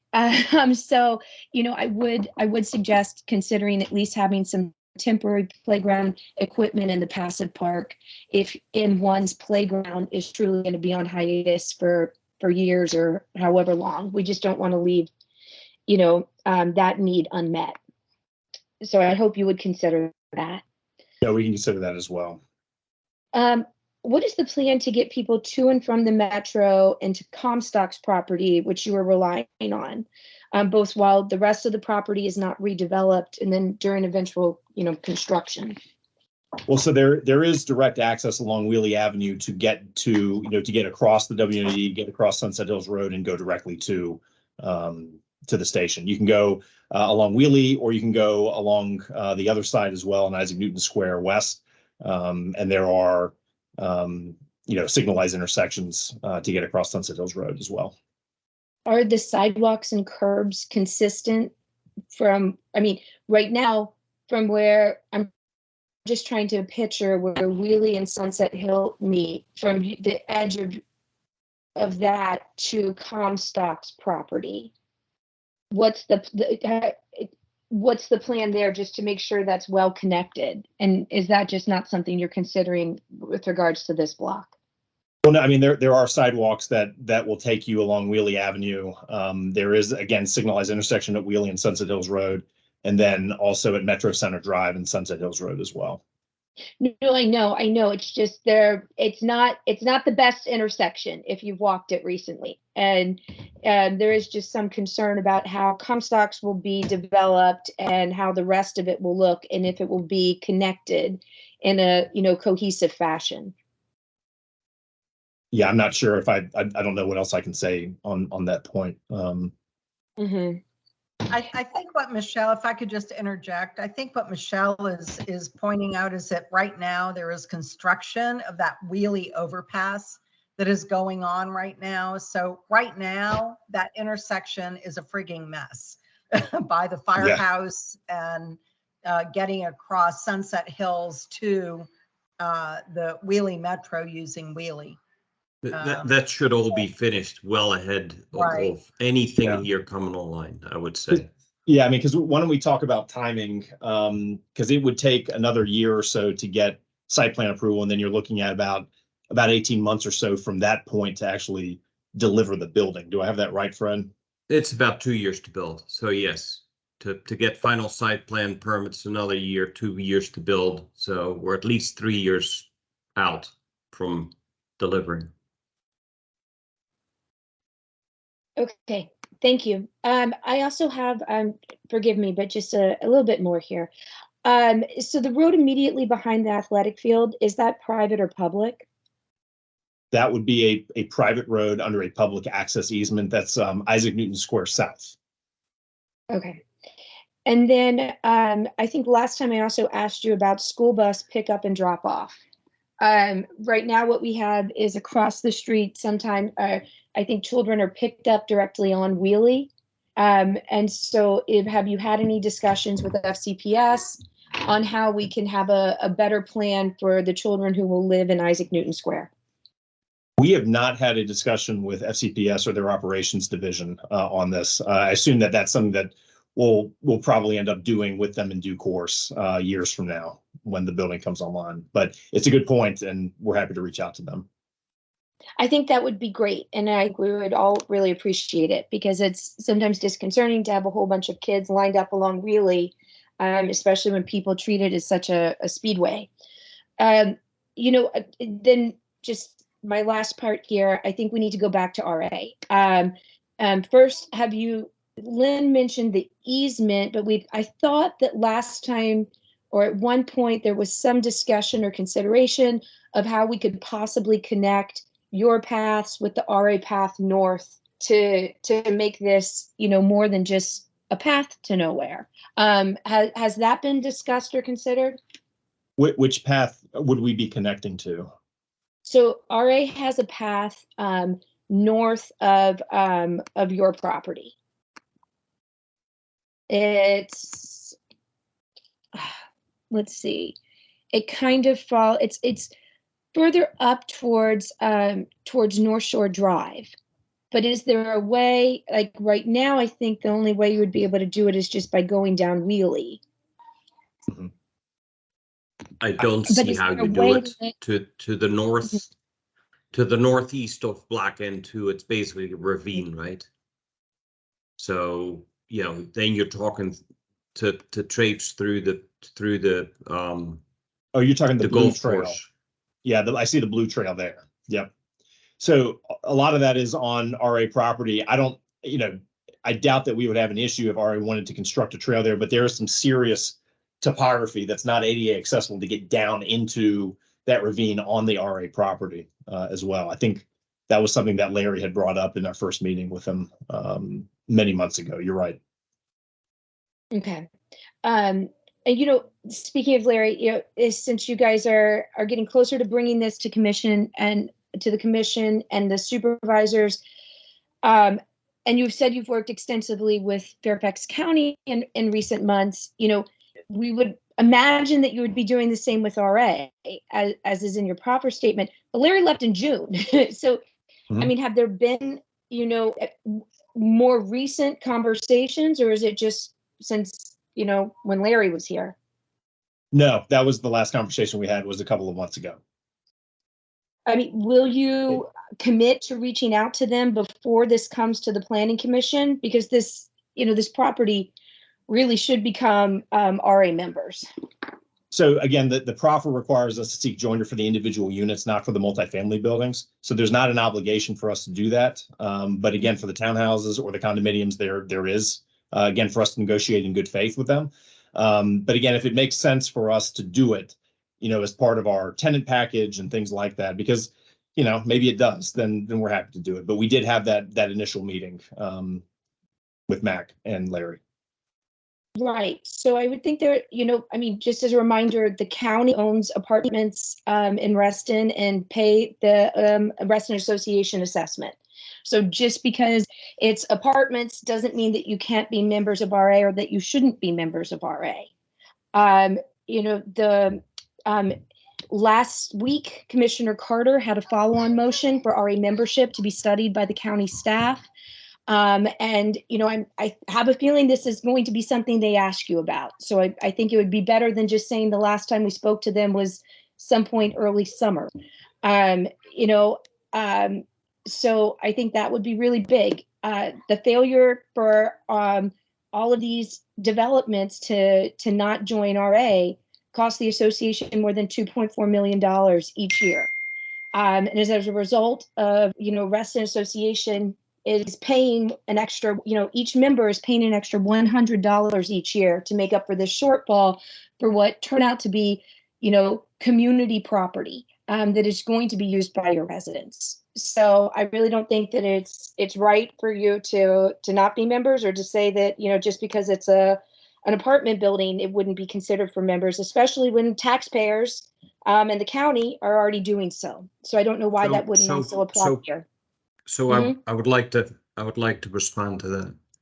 So you have to consider that we're building a dog park here for the community that we're going to maintain. We're building a sports court for the community that we're going to maintain. So we're committed for the townhouses to join, but we have to understand, what we're doing and what we're providing here as well. So I would think RA is a lot better off with what we're providing here. I mean, to be fair, it wasn't my understanding that you've committed the townhouses. I thought it was just committed to negotiate.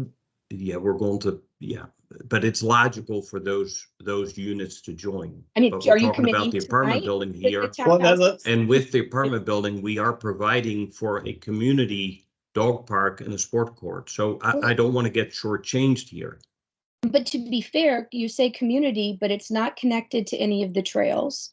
It's not connected to Wheelie. It is looped in. This, other people will come here. So, I just don't want to get shortchanged here. Well, so again, that is understood. Yeah, Proffer 11 again requires that the parties negotiate in good faith to join RA. That's what the proffer says. And we will commit to doing that, at the time that the townhouse blocks come online. And that was really almost the context that we had the initial discussion with Mr. Cummins about. But to Fred's point as well, it is, we are paying, we have the amenities that we're paying for on-site users. We are paying into the athletic fund. We are doing the on-site urban recreation for our residents as well. But these are areas that will be under public access easement for the benefit of the public, not just our residents, but for everyone. And I appreciate that. I don't think that this is truly that accessible. And, when there's not sufficient public parking or, and it's not connected to the entire system that connects Reston right now. I don't think that proffer is sufficient. And I think you are going to have to answer to the Planning Commission on this point. So I just hope that you're better prepared for that. So that's what I have to say. Thank you very much. Thank you for the comment. Thanks, Michelle. Let's go to Katie. Hey, hi, thanks. Okay, so I just have two, I don't know, comments, I think. So number one, I think maybe Lynn brought up the whole, the sand trap there. I think it's hole number 5, if I'm not mistaken, where the playground is. And I know on Reston National, hole 12, they have a net set up.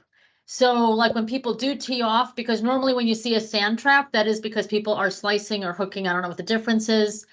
And usually balls are going past there. So I know Reston National hole 12. I don't know if the golf course put up the net or that new senior center put up the net. I honestly don't know. I don't know if somebody else knows, but I know there's a net over there.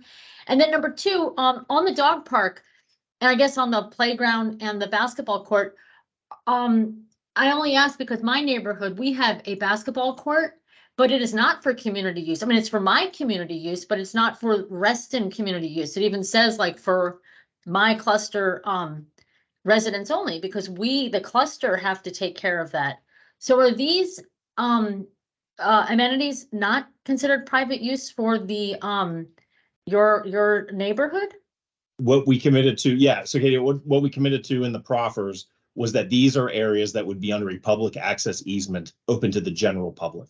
So not just for individual residents of this particular building or this development. Okay, got it. Thank you for clarification. Yep. I'll quickly, I didn't have a chance to respond to the golf conflict with the playground. I think it's a great point. And I think that, as you said, I think there's ways of making it safe, but I know I did not think about golf balls coming in here. Good point. And I think when the playground is under design, that should be considered. I'm sure there's ways of, protecting the kids from balls coming in. So thank you. And we'll have to look at that. I mean, we'll look at that when we start designing the playground area and the homes that are along those 2 blocks that are immediately adjacent to the golf course. Thanks, Andrew. Okay, so we're getting close to almost coming up on the second hour of our meeting. I see no other comments. Certainly there were some good points raised here tonight by the committee members. I will say that there's certainly some topics like the RA membership, the stormwater management, things that are hot topics here in Reston, things that have been, and actually in the new comp plan, a lot more emphasis has been given to that. And, we do have to recognize that this development has a set of proffers already. They've been through a process already, and so some of that, that type of I don't know, scrutiny, that type of has already been decided on in some degree. But I think the applicant can take some of these comments to heart and continue to improve and better the projects as they move forward. If there are no other comments, the applicant is here for a vote tonight if we feel we're ready to do that, which would take a motion.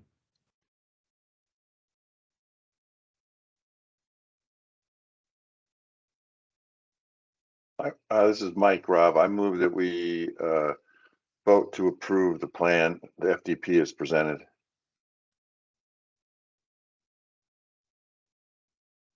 All right, do I hear a second? This is Matt. I second. All right, discussion. I was just gonna say, Matt beat me to it. I was gonna second.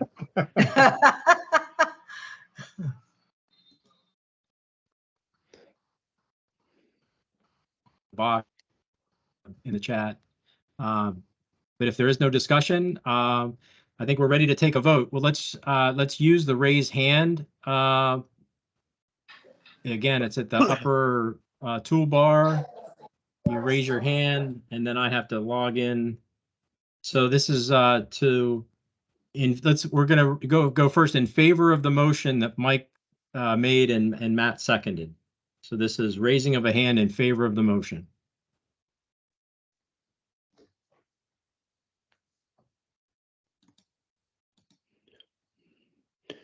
Rob, I don't think my hand raised doesn't seem to be working, but maybe it is. I can't tell. All right, are you telling me your hand is raised, Richard? Yes. Yes. Okay. All right, let me check. Yeah, I don't see it. Oh, it was there for a second. I'll count you in there, Richard.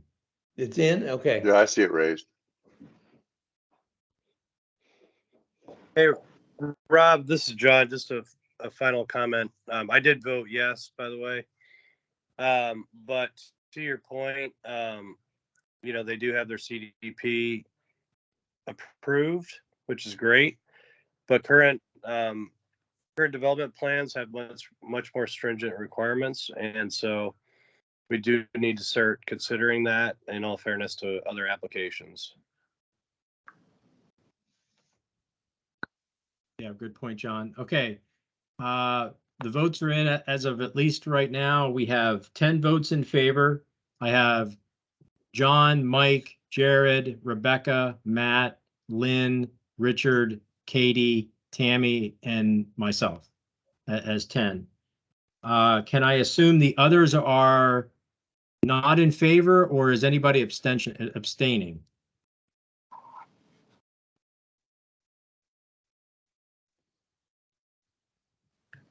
I'm a no. Take a vote. Take a vote.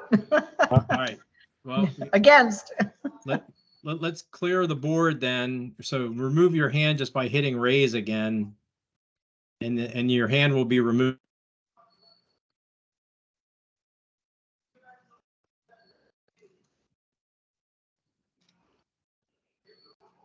What is the hand issue on? Is it repeating what we already did?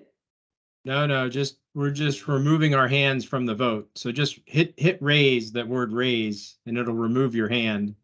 All right.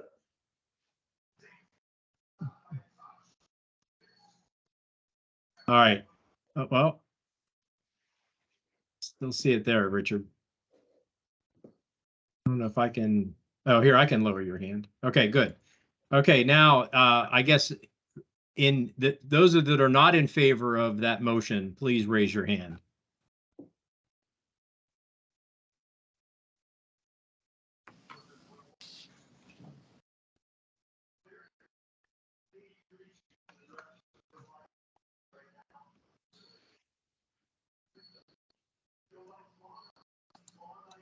All right, so I have Michelle and William, Piggies, and I think that means Rebecca. I think you're the only one that I haven't seen a vote for. Does that mean you're abstaining? Hey, Rob. No, Rob, I voted in favor. Oh, okay. Sorry, I missed yours then. Oh no, I'm sorry. I have you. Sorry about that. No worries. All right.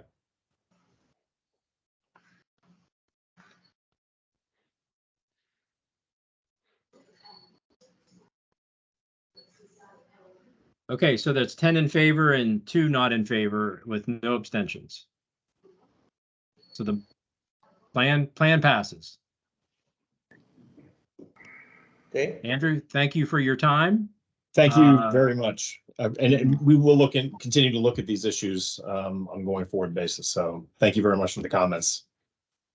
Yeah, as John pointed out and Michelle pointed out, I mean, there are a lot of continued issues here in the community. So you have other sections of this development, certainly that you might hear similar, type of comments moving forward. But we appreciate, you've always, this development's always been pretty good at listening to the community and trying to do what's right. And I do think it's, going to be a very quality development. So we're really fortunate, I think, to have this come online. Thank you. So good luck. Commissioner Carter's not here tonight, but good luck with your planning commission and the rest of your journey. Great. Thank you all very much. Thank you. All right. Take care. All right, committee, there's no other formal business tonight. I did want to mention, I guess, I'm sure most of you heard the Reston Comprehensive Plan has passed, and we will need to start being familiar with that as a committee and understanding, how that wants to apply to developments moving forward. And, we will find ourselves in these kind of in between type of scenarios where, part of a project was previously approved under a prior comp plan or prior situation. And it's a tough spot to be in because sometimes those developments have already, proffered monies to go in different buckets, and it's difficult to just start piling on to commitments that have already been made. But I do appreciate the comments tonight because I think there's a lot of things. I just the comments about phasing, when the more we hear about some developments don't all come online at the same time, and then some of the infrastructure doesn't quite get there soon enough or early enough. Those are things we could look out for in the future as any new development comes before us, and maybe that we can ask those harder questions earlier on and try to understand that a little bit better. But I think those are very good comments tonight. Rob, sorry, it's Lynn. I just wanted to make a comment. With the approval of the latest Reston Comprehensive Plan, I would hope in the future that we are not going to see as many modifications, exceptions that we have seen in the past. I think that projects that come before Reston Planning and Zoning and Planning Commission and the Board of Supervisors really do need to meet the requirements of the Reston Comprehensive Plan. And every time I see an exception and a modification, I want to throw up. So it really goes contrary to what we are trying to accomplish in Reston. So I would hope that this committee will, make sure that Reston's comprehensive plan is being upheld.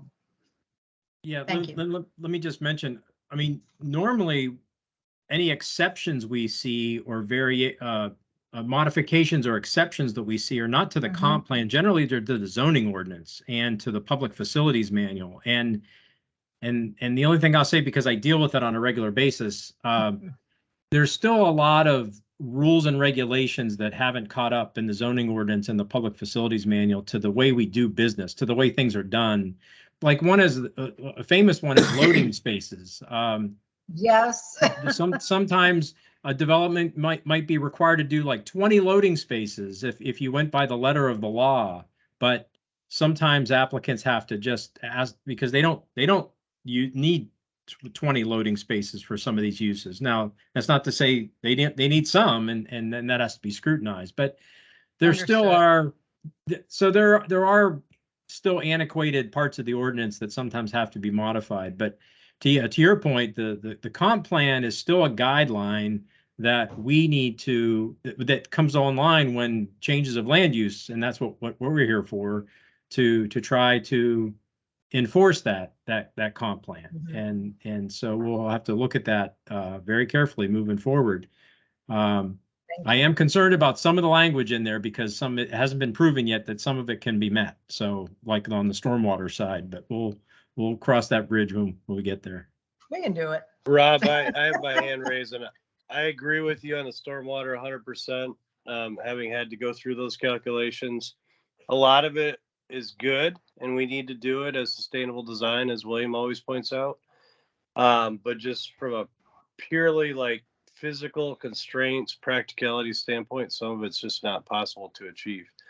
And so we do need to be mindful of that as we're reviewing applications. Yes, yeah, I agree. I agree. And some of that's a further education as well. We still have the also hurdle that like William Pegues is, brings up quite often the benefits of green roofs and the heat island effect and things like that, which is all absolutely true. We still run into the problem that the regulators in Fairfax County do not give you 100% credit for some of that. So Yeah. they still Yep.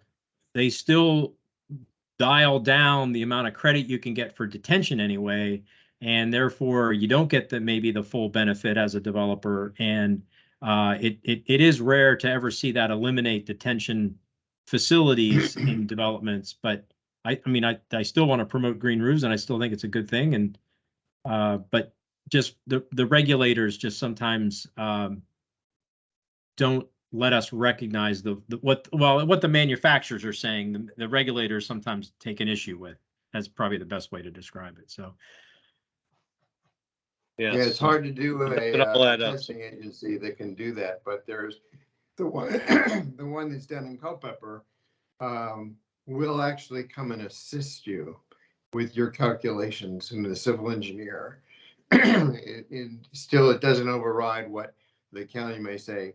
I just don't believe that, but at least they now have the equipment for the past several years to be able to actually run test beds on stormwater simulations. So interesting.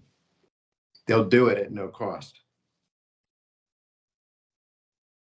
all right, little look ahead for October. I do believe Armstrong Elementary School wants to come back in October.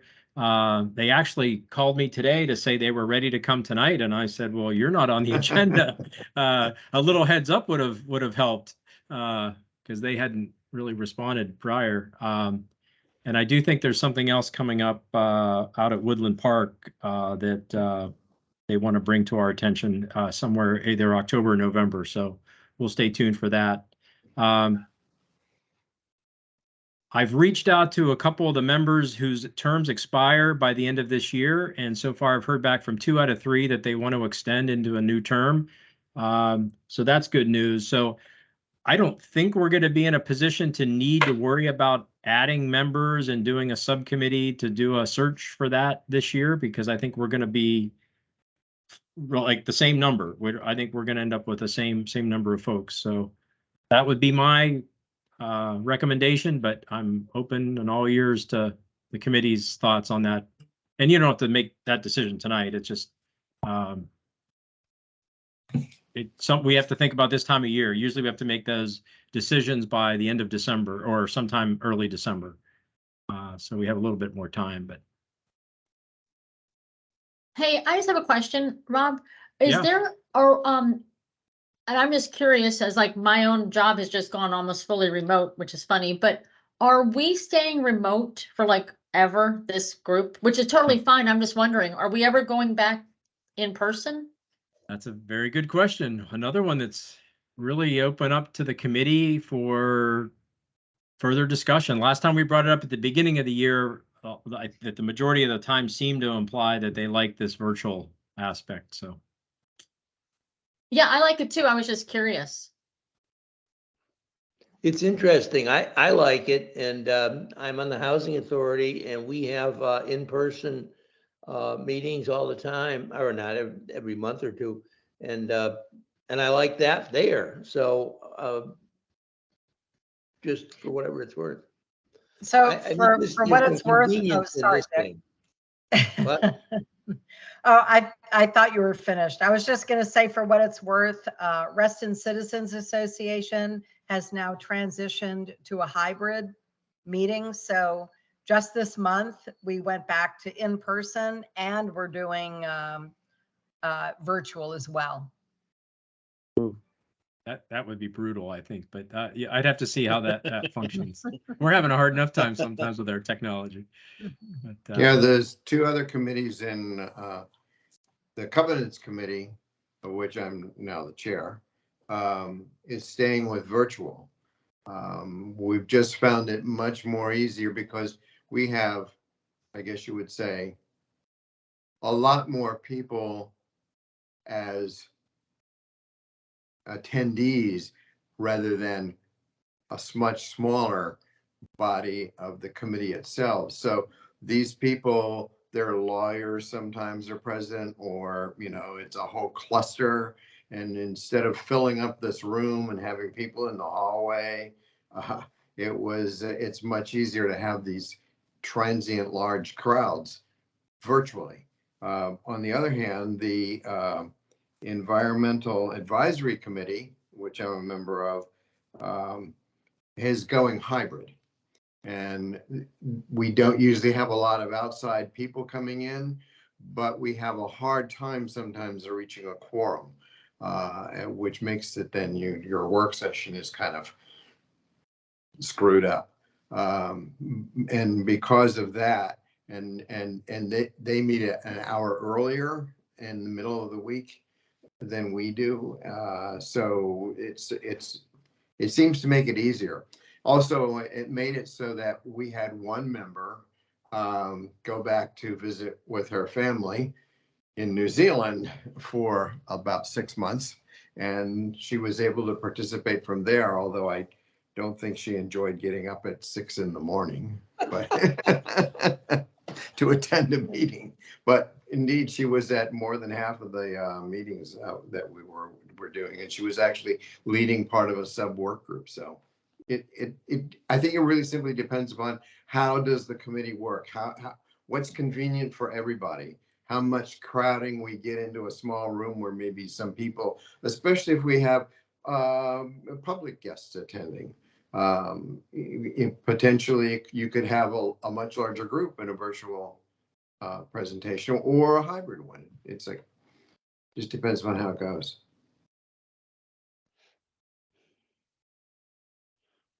Yeah, well, everybody be thinking about it, but right now it seems like the tendency is to stay virtual, but. That makes sense for me. Yeah, works for me.